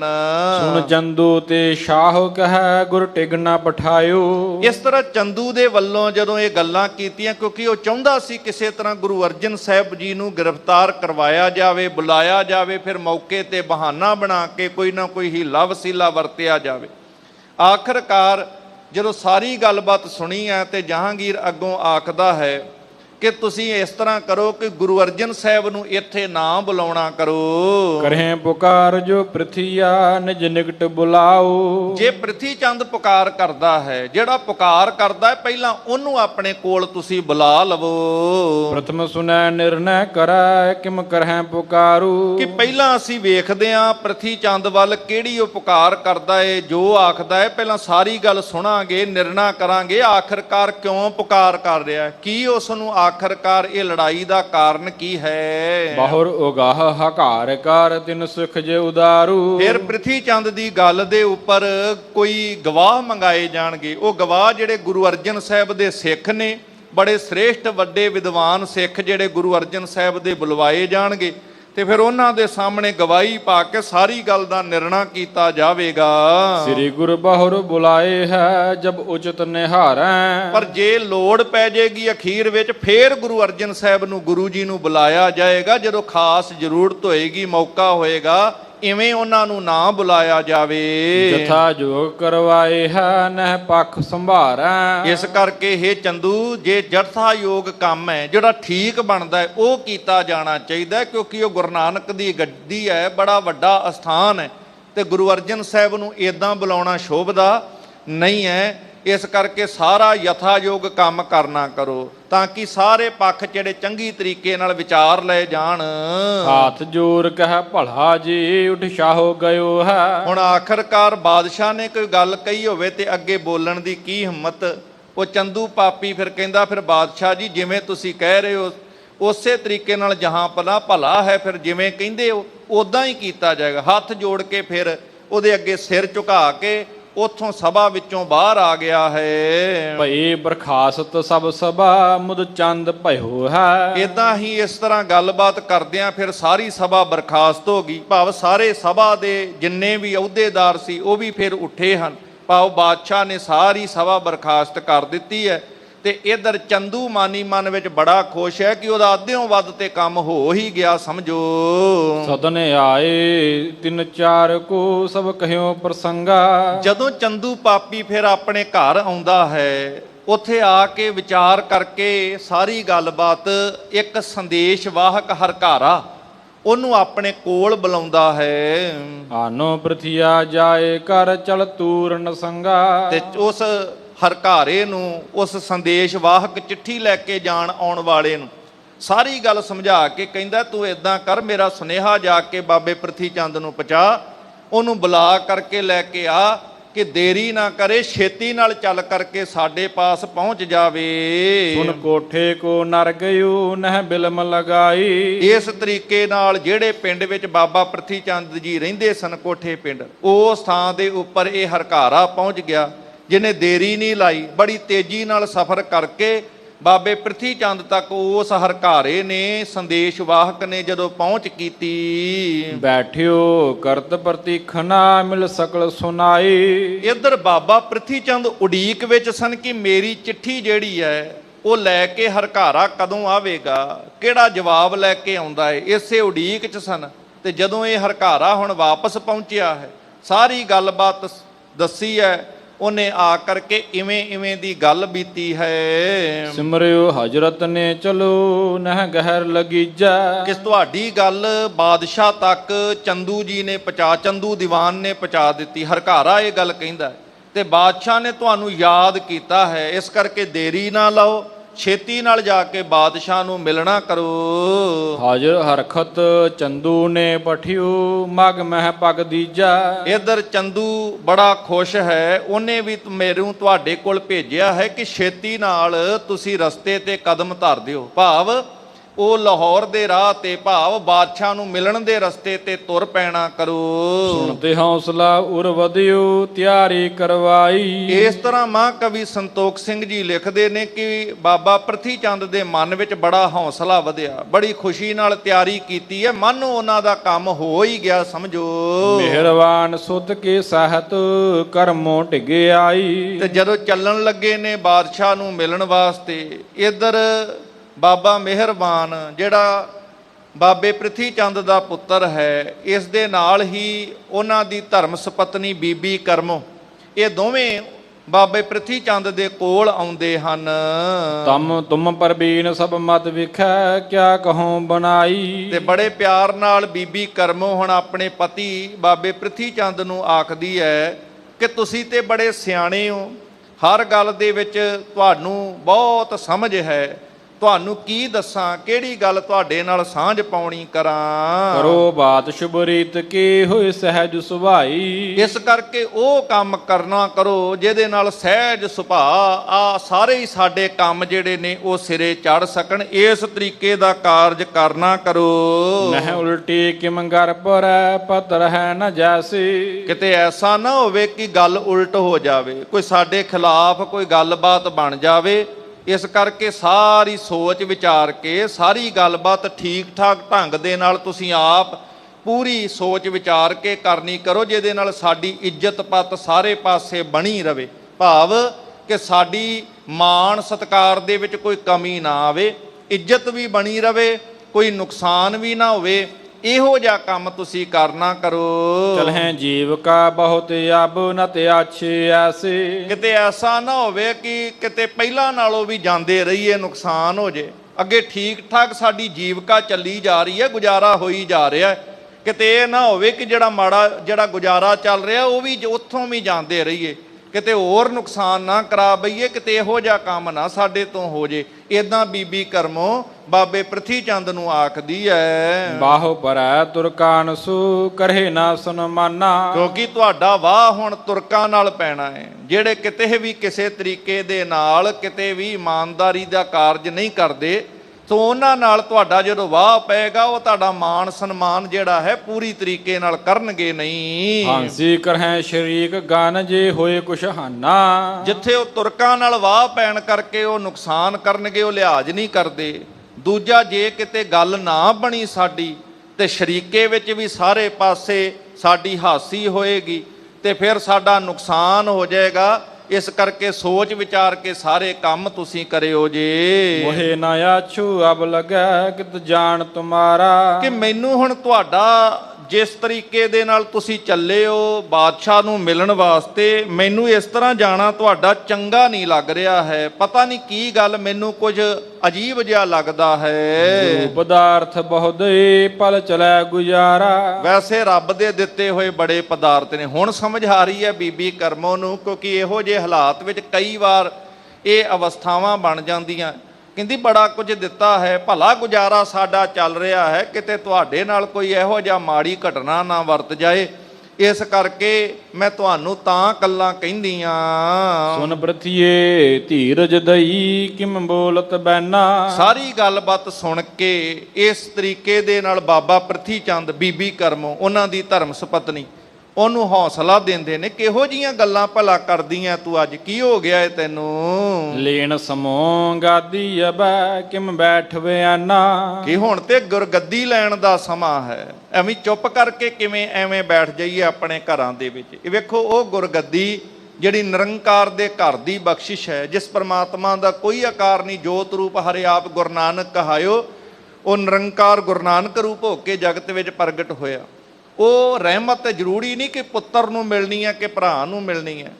ਇਹ ਤੇ ਉਸ ਮਾਲਕ ਦੀ ਬਖਸ਼ਿਸ਼ ਹੈ, ਜਿਸ ਤੇ ਤਰੁੱਠ ਜਾਏ ਪਰਮ ਪਿਤਾ ਪਰਮੇਸ਼ਰ ਅਕਾਲ ਪੁਰਖ, ਉਹਨੂੰ ਆਪ ਉਹ ਬਖਸ਼ਿਸ਼ ਕਰਦਾ ਹੈ। ਇਹ ਤੇ ਬਖਸ਼ਿਸ਼ ਰਹਿਮਤ ਪ੍ਰਸਾਦ ਹੈ, ਕਿਰਪਾ ਹੈ, ਬਖਸ਼ਿਸ਼ ਹੈ। ਇਹ ਚਲਾਕੀਆਂ ਤੇ ਸਿਆਣਪਾਂ ਨਾਲ ਨਹੀਂ ਪ੍ਰਾਪਤ ਕੀਤੀ ਜਾ ਸਕਦੀ, ਕਿਉਂਕਿ ਗੁਰੂ ਦੇ ਕੋਲ ਰਹਿ ਕੇ ਵੀ ਚਲਾਕੀ ਕਰਕੇ ਬਾਬੇ ਪ੍ਰਿਥੀ ਚੰਦ ਨੇ ਵੇਖ ਲਿਆ ਸੀ ਕਿ ਬਾਬਾ ਪ੍ਰਿਥੀ ਚੰਦ ਬਹਾਨੇ ਬਣਾਉਂਦੇ ਸੀ ਕਿ ਮੈਂ ਲਾਹੌਰ ਨਹੀਂ ਜਾਣਾ, ਤੇ ਗੁਰੂ ਅਰਜਨ ਸਾਹਿਬ ਜੀ ਨੂੰ ਉਸ ਵਕਤ ਭੇਜ ਦਿੱਤਾ ਸੀਗਾ ਤੇ ਮੈਂ ਨੇੜੇ ਨੇੜੇ ਰਵਾਂਗਾ ਤੇ ਸ਼ਾਇਦ ਗੁਰੂ ਦੀ ਖੁਸ਼ੀ ਪ੍ਰਾਪਤ ਹੋ ਜੇ, ਗੁਰੂ ਰਾਮਦਾਸ ਪਾਤਸ਼ਾਹ ਦੀ। ਪਰ ਭੁੱਲ ਗਏ ਸੀ, ਗੁਰ ਸਭਾ ਏਵ ਨਾ ਪਾਈਐ, ਨਾ ਨੇੜੇ ਨਾ ਦੂਰ। ਬਹੁਤਾ ਨੇੜੇ ਬੈਠਣ ਵਾਲੇ ਨੂੰ ਵੀ ਗੁਰੂ ਨਹੀਂ ਮਿਲਦਾ ਤੇ ਦੂਰ ਰਹਿਣ ਵਾਲੇ ਨੂੰ ਵੀ ਨਹੀਂ।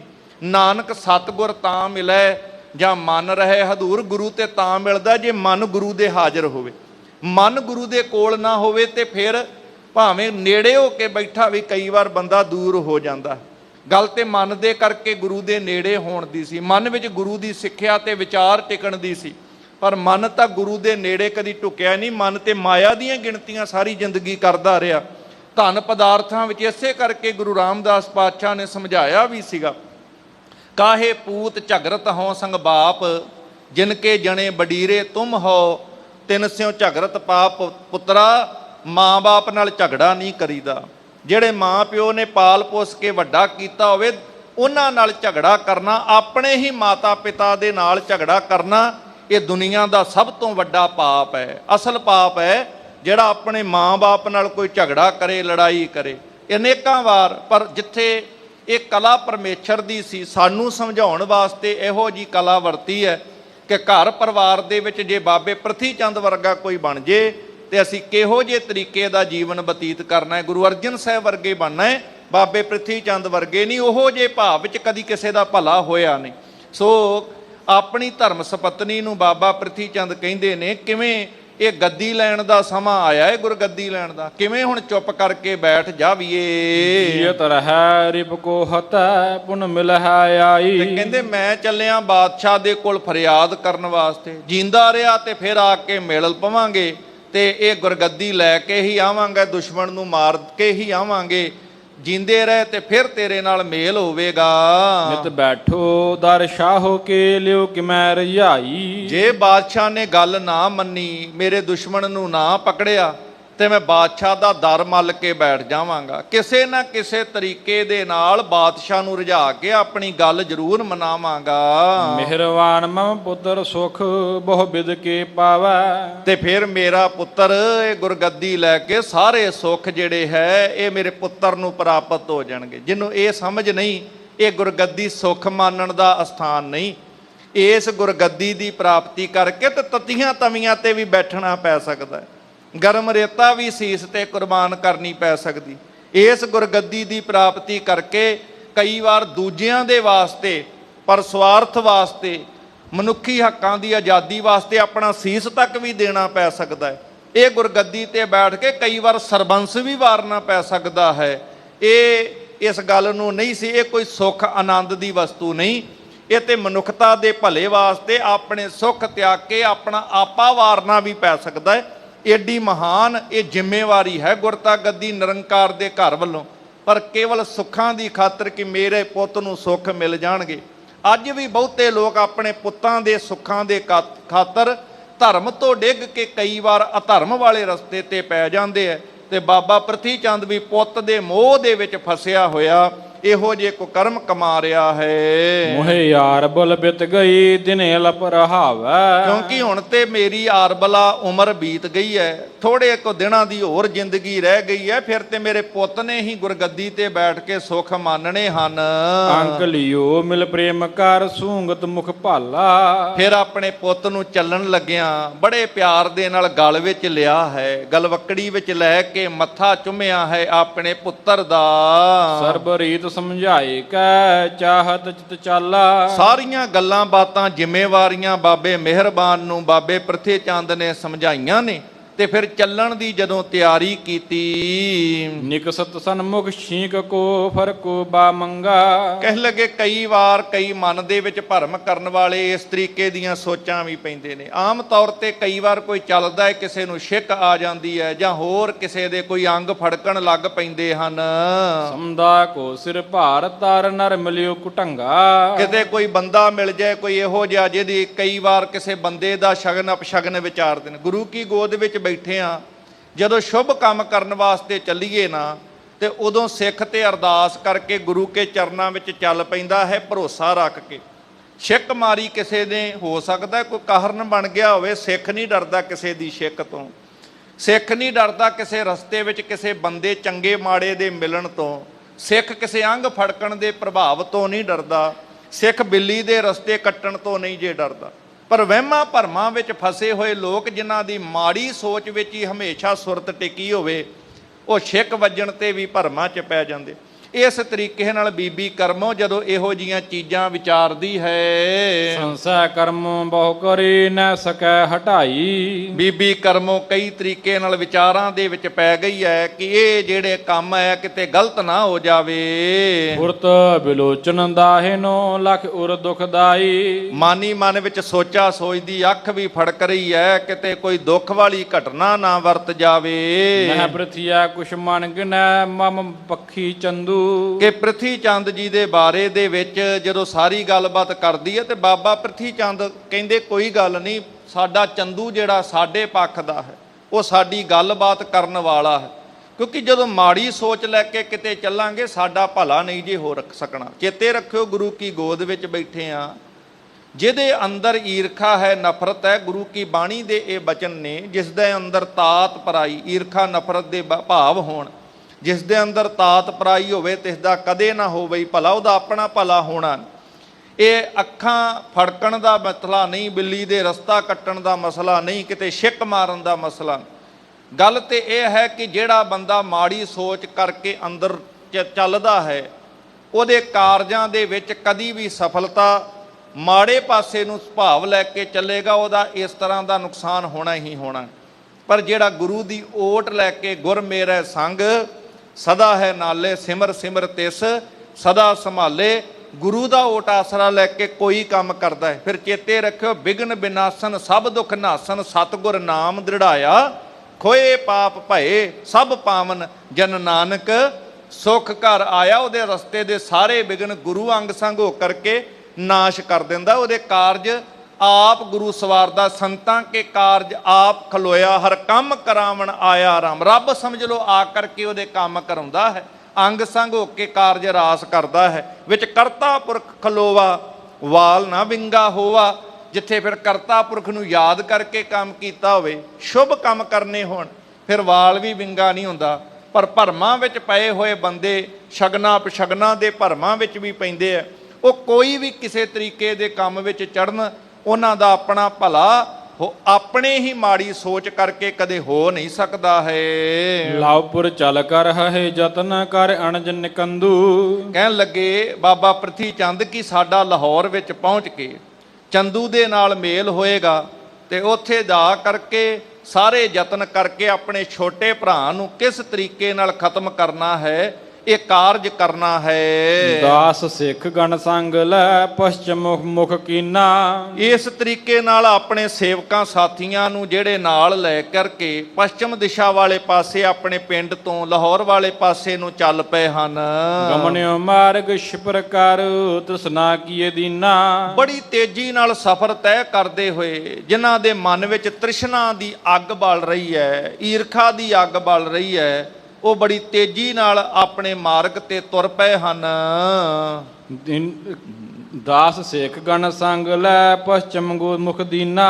ਇਸ ਤਰੀਕੇ ਨਾਲ ਪੱਛਮ ਦਿਸ਼ਾ ਵਾਲੇ ਪਾਸੇ ਚੱਲ ਪਏ ਨੇ। ਬਹੁਤ ਸਾਰੇ ਸੇਵਕ ਸਾਥੀ ਉਹਨਾਂ ਨੇ ਨਾਲ ਲੈ ਲਏ ਹਨ। ਜਿਸ ਵਿਸਰਾਮੈ ਦਿਨ ਚਲੈ ਦਿਨ ਥੋਰਨ ਮਾਹੂ। ਜਿਸ ਤਰ੍ਹਾਂ ਸਫ਼ਰ ਕਰਦਿਆਂ ਉਹਨਾਂ ਸਮਿਆਂ ਦੇ ਵਿੱਚ ਦਿਨੇ ਚੱਲਦੇ ਨੇ, ਰਾਤ ਵਿਸ਼ਰਾਮ ਕਰਦੇ ਆ, ਇਸ ਤਰ੍ਹਾਂ ਥੋੜੇ ਕੁ ਦਿਨ ਦੇ ਵਿੱਚ ਉਹ ਆਪਣੇ ਪੜਾ ਲਾਹੌਰ ਦੇ ਨੇੜੇ ਪਹੁੰਚ ਗਏ ਹਨ।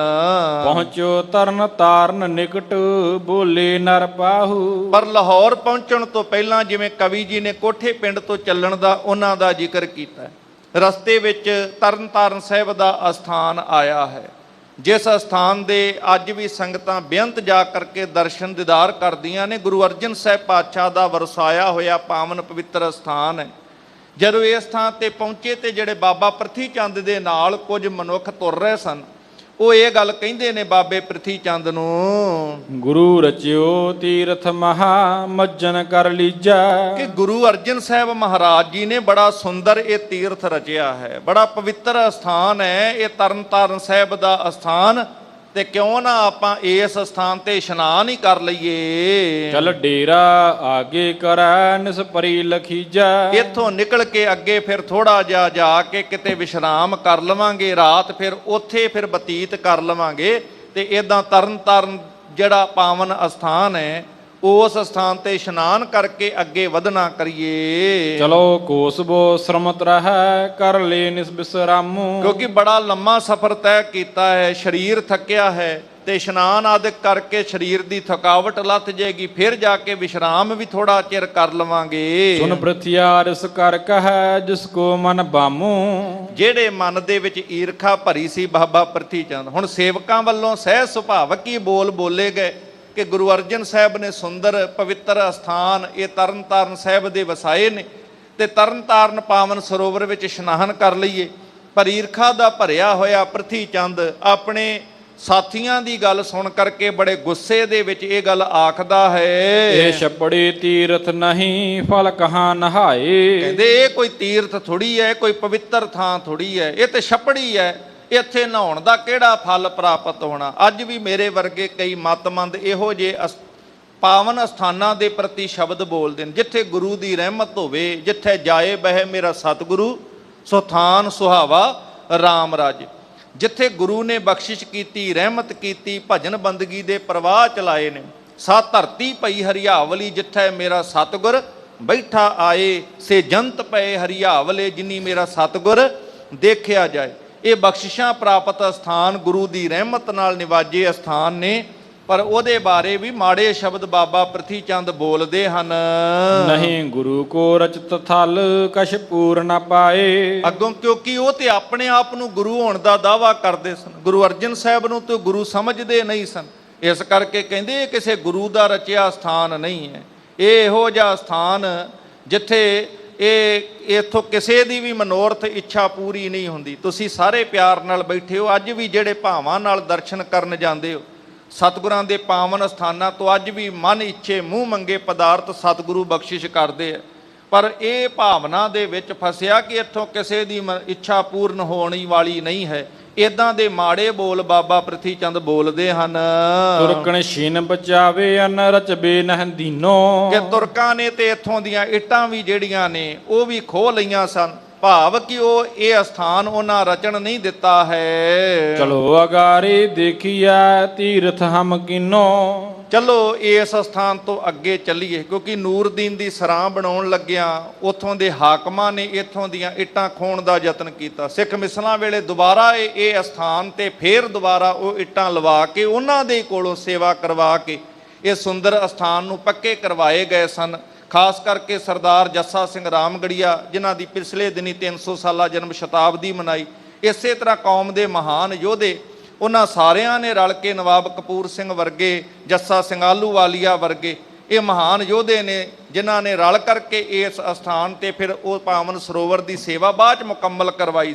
ਖੈਰ ਗੁਰੂ ਅਰਜਨ ਸਾਹਿਬ ਦੇ ਵੇਲੇ ਇਹ ਅਸਥਾਨ ਉਹਨਾਂ ਸਮਿਆਂ 'ਚ ਮੜੀਆਂ ਮਸਾਣਾ ਤੇ ਕਬਰਾਂ ਦੀ ਪੂਜਾ ਕਰਨ ਤੋਂ ਹਟਾਉਣ ਵਾਸਤੇ ਸਤਿਗੁਰਾਂ ਨੇ ਇਸ ਇਲਾਕੇ ਵਿੱਚ ਇਹ ਸੁੰਦਰ ਸਥਾਨ ਰਚੇ, ਜਿਹਦੇ ਕਰਕੇ ਬਹੁਤੇ ਲੋਕ ਕਬਰਾਂ ਤੇ ਮੜੀਆਂ ਦੀ ਪੂਜਾ ਛੱਡ ਕੇ ਸਤਿਗੁਰੂ ਪਾਤਸ਼ਾਹ ਦੀ ਅੰਮ੍ਰਿਤ ਬਾਣੀ ਨਾਲ ਜੁੜਨ ਲੱਗ ਪਏ। ਪਰ ਬਾਬਾ ਪ੍ਰਿਥੀ ਚੰਦ ਇਸ ਸਥਾਨ ਦੇ ਪ੍ਰਤੀ ਅਸ਼ਰਦਕ ਬੋਲ ਬੋਲ ਕੇ ਕਹਿੰਦੇ ਐ, ਜੇ ਵਾਕਈ ਤੀਰਥ ਵੇਖਣਾ ਚਾਹੁੰਦੇ ਹੋ ਤੇ ਅੱਗੇ ਪਿੰਡ ਜਿੱਥੇ ਮੈਂ ਤੀਰਥ ਵਸਾਇਆ ਹੈ ਉੱਥੇ ਜਾ ਕੇ ਵੇਖਣਾ ਕਰਿਓ। ਤਹਾਂ ਕਰੇ ਬਿਸਰਾਮ ਕੋ ਸ਼ਰਮ ਸਭ ਨਿਰਵਾਰੈ। ਉੱਥੇ ਜਾ ਕੇ ਫਿਰ ਮੇਰਾ ਬਣਾਇਆ ਹੋਇਆ ਤੀਰਥ ਤੁਸੀਂ ਵੇਖਿਓ, ਜਿੱਥੇ ਜਾ ਕੇ ਆਪਾਂ ਸਾਰੇ ਵਿਸ਼ਰਾਮ ਕਰਾਂਗੇ। ਭਲੇ ਅਸੂਦੇ ਹੋਏ ਹੈ ਦਿਨ ਦੋਏ ਤ੍ਰੈ ਟਾਰੈ। ਫਿਰ ਉੱਥੇ ਜਾ ਕੇ ਥੋੜਾ ਆਰਾਮ ਕਰਾਂਗੇ 2-3 ਦਿਨ। ਉਹ ਤੀਰਥ ਮੈਂ ਤੁਹਾਨੂੰ ਦਿਖਾਉਣਾ ਹੈ ਜਿਹੜਾ ਮੈਂ ਬਣਾਇਆ ਹੈ। ਬਿਨ ਹੇਰੇ ਗੁਰ ਥਾਨ ਕੋ ਚਲ ਜਾਤ ਅਗਾਰੀ। ਇਸ ਤਰ੍ਹਾਂ ਸਤਿਗੁਰਾਂ ਦੇ ਸੁੰਦਰ ਅਸਥਾਨ ਦੇ ਦਰਸ਼ਨ ਕਰਨ ਤੋਂ ਬਗੈਰ ਉਹ ਅਸ਼ਰਦਕ ਬੋਲ ਬੋਲ ਕੇ ਗੁਰੂ ਘਰ ਦੇ ਅਸਥਾਨਾਂ ਦਾ ਵੀ ਅਪਮਾਨ ਕਰਦਿਆਂ ਹੋਇਆਂ ਬਾਬਾ ਪ੍ਰਿਥੀ ਚੰਦ ਆਪ ਉਸ ਅਸਥਾਨ ਤੋਂ ਬਿਨਾਂ ਦਰਸ਼ਨ ਕੀਤਿਆਂ ਅੱਗੇ ਵੱਧ ਜਾਂਦੇ ਹਨ। ਜਾਏ ਪਹੁੰਚਿਓ ਹੇਹਰੇ ਉਤਰਿਓ ਮੁਦ ਭਾਰੀ। ਇਸ ਤਰ੍ਹਾਂ ਚੱਲ ਕਰਕੇ ਹੇਹਰ ਪਿੰਡ ਜਿਹੜਾ ਲਾਹੌਰ ਦੇ ਨੇੜੇ ਹੈ, ਉਸ ਪਿੰਡ ਦੇ ਵਿੱਚ ਜਿੱਥੇ ਇਹਨਾਂ ਨੇ ਇੱਕ ਸਰੋਵਰ ਬਣਾਇਆ ਸੀਗਾ ਤੇ ਜਿਹਨੂੰ ਇਹ ਤੀਰਥ ਦਾ ਦਰਜਾ ਦਿੰਦੇ ਐ, ਦਰਬਾਰ ਸਾਹਿਬ ਦੇ ਵਾਂਗੂ ਇਸ ਅਸਥਾਨ ਦੀ ਨਕਲ ਕਰਦਿਆਂ ਹੋਇਆਂ ਆਪਣਾ ਇੱਕ ਅਸਥਾਨ ਤਿਆਰ ਕਰਾਇਆ, ਜਿਹੜਾ ਸਹੁਰਾ ਪਿੰਡ ਹੈ ਬਾਬੇ ਪ੍ਰਿਥੀ ਚੰਦ ਦਾ। ਸੋ ਕਹਿੰਦੇ ਉਸ ਅਸਥਾਨ ਤੇ ਪਹੁੰਚੇ ਹਨ ਤੇ ਕਹਿਣ ਲੱਗੇ, ਭਾਈ ਹੁਣ ਇੱਥੇ ਆਨੰਦ ਕਰਨਾ ਕਰੋ ਸਾਰੇ। ਸਿੱਖਣ ਕੋ ਉਪਦੇਸ਼ ਤੋ ਇਹ ਤੀਰਥ ਆਸ਼ੂ। ਆਪਣੇ ਸੇਵਕਾਂ ਨੂੰ ਕਹਿੰਦੇ ਜੇ ਤੀਰਥ ਦੇ ਦਰਸ਼ਨ ਕਰਨੇ ਨੇ, ਇਹ ਪਵਿੱਤਰ ਤੀਰਥ ਸਥਾਨ ਹੈ, ਇੱਥੇ ਆ ਕਰਕੇ ਇਸ਼ਨਾਨ ਕਰਿਆ ਕਰੋ, ਤੁਹਾਡੇ ਦੁੱਖ ਦੂਰ ਹੋਣਗੇ। ਮੱਝੋ ਸ਼ਰਧਾ ਧਾਰ ਕਰ ਪ੍ਰਾਪਤ ਜੋ ਬਾਂਛੂ। ਬਾਬੇ ਪ੍ਰਿਥੀ ਚੰਦ ਨੇ ਆਪ ਉਹ ਸਥਾਨ ਬਣਾ ਕੇ ਆਪਣੇ ਅਸਥਾਨ ਨੂੰ ਤੀਰਥ ਦਾ ਦਰਜਾ ਦੇ ਕੇ ਆਪਣੇ ਸੇਵਕਾਂ ਨੂੰ ਕਹਿੰਦੇ ਇੱਥੇ ਇਸ਼ਨਾਨ ਕਰੋ, ਤੁਹਾਨੂੰ ਮਨ ਇੱਛਤ ਫਲ ਪ੍ਰਾਪਤ ਹੋਣਗੇ। ਵਿਸਰਾਮੋ ਸ਼ਰਮ ਪਰ ਹਰੂ ਪੁਨ ਲਾਉ ਪੁਰ ਚਾਲੈ। ਇੱਥੇ ਵਿਸ਼ਰਾਮ ਕਰੋ, ਕੁਝ ਸਮੇਂ ਵਾਸਤੇ ਥਕਾਵਟ ਲਾ ਕੇ ਫਿਰ ਆਪਾਂ ਬਾਦਸ਼ਾਹ ਜਹਾਂਗੀਰ ਨੂੰ ਮਿਲਣ ਵਾਸਤੇ ਚੱਲਾਂਗੇ, ਇਦਾਂ ਸਾਥੀਆਂ ਨੂੰ ਆਖਦੇ ਹਨ। ਖਾਣ ਪਾਣ ਕੀਨਸ ਪੁਨਹ ਕਰ ਸਵਾਦ ਵਿਸਾਲੇ। ਫਿਰ ਉਸ ਸਥਾਨ ਤੇ ਰੁਕ ਕੇ ਬਹੁਤ ਸਵਾਦਲੇ ਪਦਾਰਥ ਜਿਹੜੇ ਸੀ ਬਣਾ ਕਰਕੇ ਆਪ ਤੇ ਆਪਣੇ ਸਾਥੀਆਂ ਦੇ ਨਾਲ ਮਿਲ ਕੇ ਛਕਣੇ ਕੀਤੇ ਹਨ। ਨਿਸਾ ਪਰੀ ਸੁਪਤੇ ਪੁਨਹ ਉਠ ਪ੍ਰਾਤ ਨਹਾਏ। ਰਾਤ ਫਿਰ ਸੁੱਖ ਨਾਲ ਬਤੀਤ ਕੀਤੀ, ਸਵੇਰੇ ਉੱਠ ਕੇ ਇਸ਼ਨਾਨ ਕੀਤਾ ਸਭਨਾਂ ਨੇ। ਕਰਿਓ ਕਰਾਹ ਵਰਤਾਏ ਕਾ ਹਰਖਤ ਹੀ ਖਾਏ। ਫਿਰ ਸਵੇਰੇ ਉੱਠ ਕੇ ਕੜਾਹ ਪ੍ਰਸ਼ਾਦ ਬਣਾਇਆ ਹੈ, ਸਾਰਿਆਂ ਨੇ ਬਣਾ ਕਰਕੇ ਤਿਆਰ ਕਰਕੇ ਕੜਾਹ ਤਿਆਰ ਕਰਕੇ ਸਭਨਾਂ ਨੇ ਛਕਣਾ ਕੀਤਾ ਹੈ, ਕਿਉਂਕਿ ਕੜਾਹ ਤੇ ਆਮ ਤੌਰ ਤੇ ਹਰ ਕੋਈ ਬਣਾ ਸਕਦਾ, ਜਦੋਂ ਤੱਕ ਗੁਰੂ ਦੀ ਬਖਸ਼ਿਸ਼ ਨਹੀਂ ਉਹ ਪ੍ਰਸ਼ਾਦ ਨਹੀਂ ਬਣਦਾ। ਗੁਰੂ ਦੀ ਰਹਿਮਤ ਨਾਲ ਗੁਰੂ ਚਰਨਾਂ ਵਿੱਚ ਅਰਦਾਸ ਕਰਕੇ ਉਹ ਬਖਸ਼ਿਸ਼ ਦਾ ਪ੍ਰਸ਼ਾਦ ਬਣ ਜਾਇਆ ਕਰਦਾ। ਇਸ ਕਰਕੇ ਉਹਨਾਂ ਕੜਾਹ ਤਿਆਰ ਕੀਤਾ ਹੈ। ਪ੍ਰਸ਼ਾਦ ਤੇ ਗੁਰੂ ਦੀ ਮਿਹਰ ਨਾਲ ਹੀ ਤਿਆਰ ਹੋਣਾ ਹੈ, ਬਖਸ਼ਿਸ਼ ਨਾਲ ਤਿਆਰ ਹੋਣਾ ਹੈ। ਸੋ ਬੜੀ ਖੁਸ਼ੀ ਨਾਲ ਕੜਾਹ ਸਭਨਾਂ ਨੇ ਛਕਿਆ ਹੈ। 3 ਦਿਵਸ ਬੀਤੇ ਬਸਤ ਕਹਿ ਸੰਧਿਆ ਕਾਲਾ। ਬਾਬਾ ਪ੍ਰਿਥੀ ਚੰਦ ਉਡੀਕ ਕਰਦੇ ਨੇ ਜਦੋਂ ਯੋਗ ਸਮਾਂ ਹੋਏਗਾ ਤੇ ਜਾ ਕੇ ਜਹਾਂਗੀਰ ਬਾਦਸ਼ਾਹ ਨੂੰ ਮਿਲਿਆ ਜਾਏਗਾ। ਇਸ ਤਰ੍ਹਾਂ 3 ਦਿਨ ਹੇਹਰ ਪਿੰਡ ਦੇ ਵਿੱਚ ਇਸੇ ਤਰੀਕੇ ਦੇ ਨਾਲ ਬਾਬਾ ਪ੍ਰਿਥੀ ਚੰਦ ਤੇ ਉਹਦੇ ਸਾਥੀਆਂ ਨੇ ਬਤੀਤ ਕੀਤੇ ਹਨ। ਚਲਹਿ ਕਾਲ ਕੋ ਲਾਪੁਰੇ ਹੋਏ ਕਾਜ ਵਿਸਾਲਾ। ਤੀਜੇ ਦਿਨ ਬਾਬਾ ਪ੍ਰਿਥੀ ਚੰਦ ਸਾਥੀਆਂ ਨੂੰ ਕਹਿੰਦੇ ਨੇ ਕਿ ਕੱਲ ਇਦਾਂ ਕਰਾਂਗੇ ਕਿ ਆਪਾਂ ਸਾਰੇ ਲਾਹੌਰ ਜਾ ਕੇ ਜਹਾਂਗੀਰ ਬਾਦਸ਼ਾਹ ਨੂੰ ਮਿਲਾਂਗੇ ਤੇ ਜਿਹੜੇ ਕੰਮ ਵਾਸਤੇ ਆਏ ਆ ਉਹ ਕੰਮ ਸਾਰੇ ਕਰਾਂਗੇ। ਭਾਵ ਗੁਰੂ ਅਰਜਨ ਸਾਹਿਬ ਨੂੰ ਗ੍ਰਿਫਤਾਰ ਕਰਾਉਣ ਦੀ ਜਿਹੜੀ ਵਿਉਂਤ ਇਹਨਾਂ ਦੇ ਮਨ 'ਚ ਚੱਲਦੀ ਸੀ ਉਹ ਕਰਨਾ ਕਰਾਂਗੇ। ਚੰਦੂ ਕਰਹਿ ਪ੍ਰਤੀਖਨਾ ਇੱਕ ਸਿੱਖ ਮਿਲ ਆਇਆ। ਕਿਉਂਕਿ ਚੰਦੂ ਸਾਡੀ ਉਡੀਕ ਕਰ ਰਿਹਾ, ਬਾਬਾ ਪ੍ਰਿਥੀ ਚੰਦ ਆਖਦੇ ਆ। ਇੱਕ ਸਿੱਖ ਆਪਣੇ ਸੇਵਕ ਬਾਰੇ ਕਹਿ ਰਹੇ ਨੇ, ਉਹ ਮਿਲ ਕਰਕੇ ਆਇਆ ਹੈ ਤੇ ਚੰਦੂ ਸਾਡੀ ਉਡੀਕ ਕਰ ਰਿਹਾ ਹੈ ਤੇ ਉਸਨੇ ਕੱਲ ਸਾਨੂੰ ਬੁਲਾਇਆ ਹੈ। ਅਰਜਨ ਕੋ ਮਾਰਿਓ ਚਹਲੇ ਮੋਹਿ ਸਹਾਇਆ। ਇੱਕ ਵਾਰ ਸਾਰੇ ਪਿਆਰ ਨਾਲ ਆਖੋ ਸਤਨਾਮ ਸ਼੍ਰੀ ਵਾਹਿਗੁਰੂ। ਧੰਨ ਗੁਰੂ ਅਰਜਨ ਸਾਹਿਬ ਪਾਤਸ਼ਾਹ ਮਹਾਰਾਜ ਦੇ ਪ੍ਰਤੀ ਮਾੜੀ ਸੋਚ ਇਹਨਾਂ ਦੇ ਮਨ ਵਿੱਚ ਕਿ ਉਹਨਾਂ ਨੂੰ ਮਾਰਨ ਵਾਸਤੇ ਸ਼ਬਦ ਵਰਤੇ ਦੇ ਨੇ ਕਿ ਉਹ ਖਤਮ ਕਰਨਾ ਚਾਹੁੰਦਾ ਹੈ ਚੰਦੂ, ਇਸ ਕਰਕੇ ਮੇਰੀ ਸਹਾਇਤਾ ਲੈਣਾ ਚਾਹੁੰਦਾ ਹੈ। ਨਿਸਾ ਭਈ ਭੋਜਨ ਅਚਿਉ ਦਦ ਸਿੱਖ ਨੇ ਆਨਾ। ਪਰ ਜਦੋਂ ਮਨ ਵਿੱਚ ਹਰ ਵਕਤ ਈਰਖਾ ਨਫ਼ਰਤ ਸਾੜਾ ਹੀ ਅੰਦਰ ਮੱਚਦਾ ਹੋਵੇ ਫਿਰ ਆਪਣਾ ਭਲਾ ਕਿਵੇਂ ਹੋ ਸਕਦਾ ਸੀ। ਮਹਾਂਕਵੀ ਸੰਤੋਖ ਸਿੰਘ ਜੀ ਲਿਖਦੇ ਹੈ ਕਿ ਰਾਤ ਉਹ ਜਿਹੜੀ ਬਤੀਤ ਹੋਈ ਹੈ, ਰਾਤ ਦੇ ਸਮੇਂ ਸਾਰਿਆਂ ਨੇ ਬੜਾ ਸਵਾਦਲਾ ਭੋਜਨ ਤਿਆਰ ਕੀਤਾ। ਜੋ ਇੱਕ ਸੇਵਕ ਦਹੀਂ ਵੀ ਲੈ ਕਰਕੇ ਆਇਆ ਸੀ, ਸਾਰਿਆਂ ਰਲ ਕੇ ਖਾਧਾ ਹੈ। ਸੂਖਮ ਚਾਵਰ ਸਾਗ ਕੋ ਕੀ ਨਸਬੋ ਖਾਨਾ। ਕਹਿੰਦੇ ਬਰੀਕ ਬਰੀਕ ਚੌਲ ਤਿਆਰ ਕੀਤੇ ਸੀ, ਨਾਲ ਸਾਗ ਤਿਆਰ ਕੀਤਾ ਸੀ, ਦਹੀਂ ਸੀ ਤੇ ਬਹੁਤ ਸਵਾਦਲਾ ਜਿਹੜਾ ਭੋਜਨ ਜਿਹੜਾ ਤਿਆਰ ਹੋਇਆ ਸੀ, ਸਾਰਿਆਂ ਨੇ ਖਾਣਾ ਕੀਤਾ ਹੈ। ਸਵਾਦ ਸਾਥਿਆ ਚ ਬਹੁ ਗਇਓ ਹੁਨਹਾਰ ਖਵਾਇਓ। ਕਹਿੰਦੇ ਸਵਾਦਾਂ ਦੇ ਵਿੱਚ ਬਾਬਾ ਪ੍ਰਿਥੀ ਚੰਦ ਨੇ ਬਹੁਤ ਸਾਰਾ ਭੋਜਨ ਛਕ ਲਿਆ। ਇਹ ਮੰਨ ਲਓ ਹੋਣੀ ਨੇ ਹੀ ਇਹ ਭੋਜਨ ਖਵਾਇਆ ਹੋਵੇ ਜੋ ਹੋਣੀ ਉਹਨਾਂ ਨਾਲ ਵਰਤਣੀ ਸੀ। ਇਸ ਤਰ੍ਹਾਂ ਬਹੁਤ ਸਾਰਾ ਭੋਜਨ ਸਵਾਦਾਂ 'ਚ ਚੌਲ ਸਾਗ ਆਦਿ ਕੇ ਦਹੀਂ ਨਾਲ ਇਹ ਜ਼ਿਆਦਾ ਖਾ ਲਏ ਹਨ। ਕਰ ਲੋ ਭਰ ਕੇ ਉਦਰ ਕੋ ਨਿਸਮੈ ਸੁਪਤਾਇਓ। ਢਿੱਡ ਭਰ ਗਿਆ ਪੂਰਾ, ਗਲੇ ਤੱਕ ਸਮਝ ਲਓ ਢਿੱਡ ਪੂਰਾ ਦਾ ਪੂਰਾ ਭਰ ਲਿਆ ਹੈ। ਹੁਣ ਜ਼ਿਆਦਾ ਭੋਜਨ ਛਕ ਕੇ ਤੇ ਫਿਰ ਹੁਣ ਨੀਂਦ ਆਈ ਹੈ ਤੇ ਰਾਤ ਸੌਂ ਗਏ ਹਨ।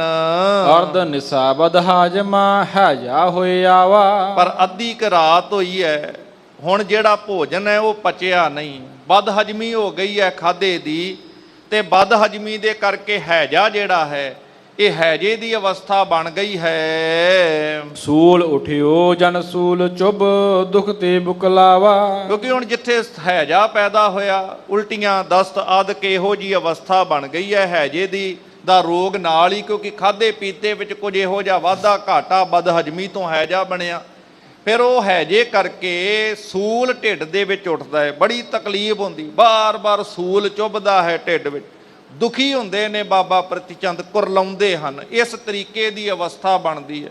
ਹੁਣ ਕਿਵੇਂ ਉਸ ਦੁਖੀ ਤੇ ਕੁਰਲਾਹਟ ਦੀ ਅਵਸਥਾ ਦੇ ਵਿੱਚ ਬਾਬਾ ਪ੍ਰਿਥੀ ਚੰਦ ਦੇ ਨਾਲ ਕੀ ਬੀਤਦੀ ਹੈ, ਕਿਵੇਂ ਬਾਬਾ ਪ੍ਰਿਥੀ ਚੰਦ ਆਪਣੇ ਹੀ ਭਾਵਾਂ ਦੇ ਅਨੁਸਾਰ ਮੰਦਾ ਚਿਤਵਤ ਪਚਿਆ ਦੀ ਕਲਾ ਦੇ ਅਨੁਸਾਰ ਇਸ ਈਰਖਾ ਤੇ ਨਫ਼ਰਤ ਦੀ ਅੱਗ ਵਿੱਚ ਆਪਣਾ ਨੁਕਸਾਨ ਕਰਾਉਂਦੇ ਹੈ। ਜੋ ਬਾਬੇ ਪ੍ਰਿਥੀ ਚੰਦ ਨਾਲ ਵਰਤੀ ਉਹ ਆਪਾਂ ਕੱਲ ਦੇ ਦੀਵਾਨ ਦੇ ਵਿੱਚ ਅੱਗੇ ਸਰਵਣ ਕਰਾਂਗੇ। ਸਤਿਗੁਰੂ ਸਭ ਦੀ ਹਾਜ਼ਰੀ ਦਰ ਤੇ ਪ੍ਰਵਾਨ ਕਰਨ, ਜਿੱਥੇ ਗੁਰੂ ਕੇ ਚਰਨਾਂ ਵਿੱਚ ਪਿਆਰ ਨਾਲ ਨਤਮਸਤਕ ਹੁੰਨੇ ਆ। ਯਤਨ ਕਰੀਏ ਬਾਣੀ ਸੁਣ ਕੇ, ਗੁਰੂ ਕਾ ਇਤਿਹਾਸ ਸੁਣ ਕੇ ਸਾਡੇ ਮਨ ਵਿੱਚ ਗੁਰੂ ਚਰਨਾਂ ਦੇ ਪ੍ਰਤੀ ਪਿਆਰ ਬਣ ਜਾਏ। ਅੰਮ੍ਰਿਤ ਛਕ ਕੇ ਗੁਰੂ ਵਾਲੇ ਬਣੀਏ। ਸਤਿਗੁਰੂ ਪਾਤਸ਼ਾਹ ਮਹਾਰਾਜ ਜੀ ਦੀ ਅੰਮ੍ਰਿਤ ਬਾਣੀ ਦੇ ਨਾਲ ਜੁੜੀਏ। ਜਿੱਥੇ ਆਪਣੇ ਬੱਚਿਆਂ ਨੂੰ ਦੁਨਿਆਵੀ ਪੜ੍ਹਾਈ ਪੜ੍ਹਾ ਰਹੇ ਹਾਂ, ਉੱਥੇ ਗੁਰਮਤਿ ਨਾਲ ਵੀ ਜੋੜੀਏ, ਬਾਣੀ ਦੇ ਲੜ ਵੀ ਆਪਣੇ ਬੱਚਿਆਂ ਨੂੰ ਜੋੜੀਏ, ਤਾਂ ਸਹਿਜੇ ਹੋ ਜਾਣਗੇ ਲੋਕ ਸੁਖੀਏ ਪਰਲੋਕ ਸੁਹੇਲੇ। ਨਾਨਕ ਹਰ ਪ੍ਰਭਾਪੇ ਮੇਲੇ ਭੁੱਲ ਚੁੱਕ ਦੀ ਖਿਮਾ। ਸਭ ਦਾ ਧੰਨਵਾਦ, ਗੁਰੂ ਗ੍ਰੰਥ ਸਾਹਿਬ ਦਾ ਸ਼ੁਕਰਾਨਾ। ਅਖੀਰਲੀਆਂ ਪੰਕਤੀਆਂ ਪੜ੍ਹ ਕੇ ਸਮਾਪਤੀ ਹੈ ਜੀ। ਅਰਧ ਨਿਸਾ ਬਦ ਹਾਜਮਾ ਹੈ ਜਾ ਹੋਏ ਆਵਾ। ਸੂਲ ਉਠਿਓ ਜਨ ਸੂਲ ਚੁੱਭ ਦੁਖ ਤੇ ਬਿਕੁਲਾਵਾ। ਵਾਹਿਗੁਰੂ ਜੀ ਕਾ ਖਾਲਸਾ ਵਾਹਿਗੁਰੂ ਜੀ ਕੀ ਫਤਿਹ।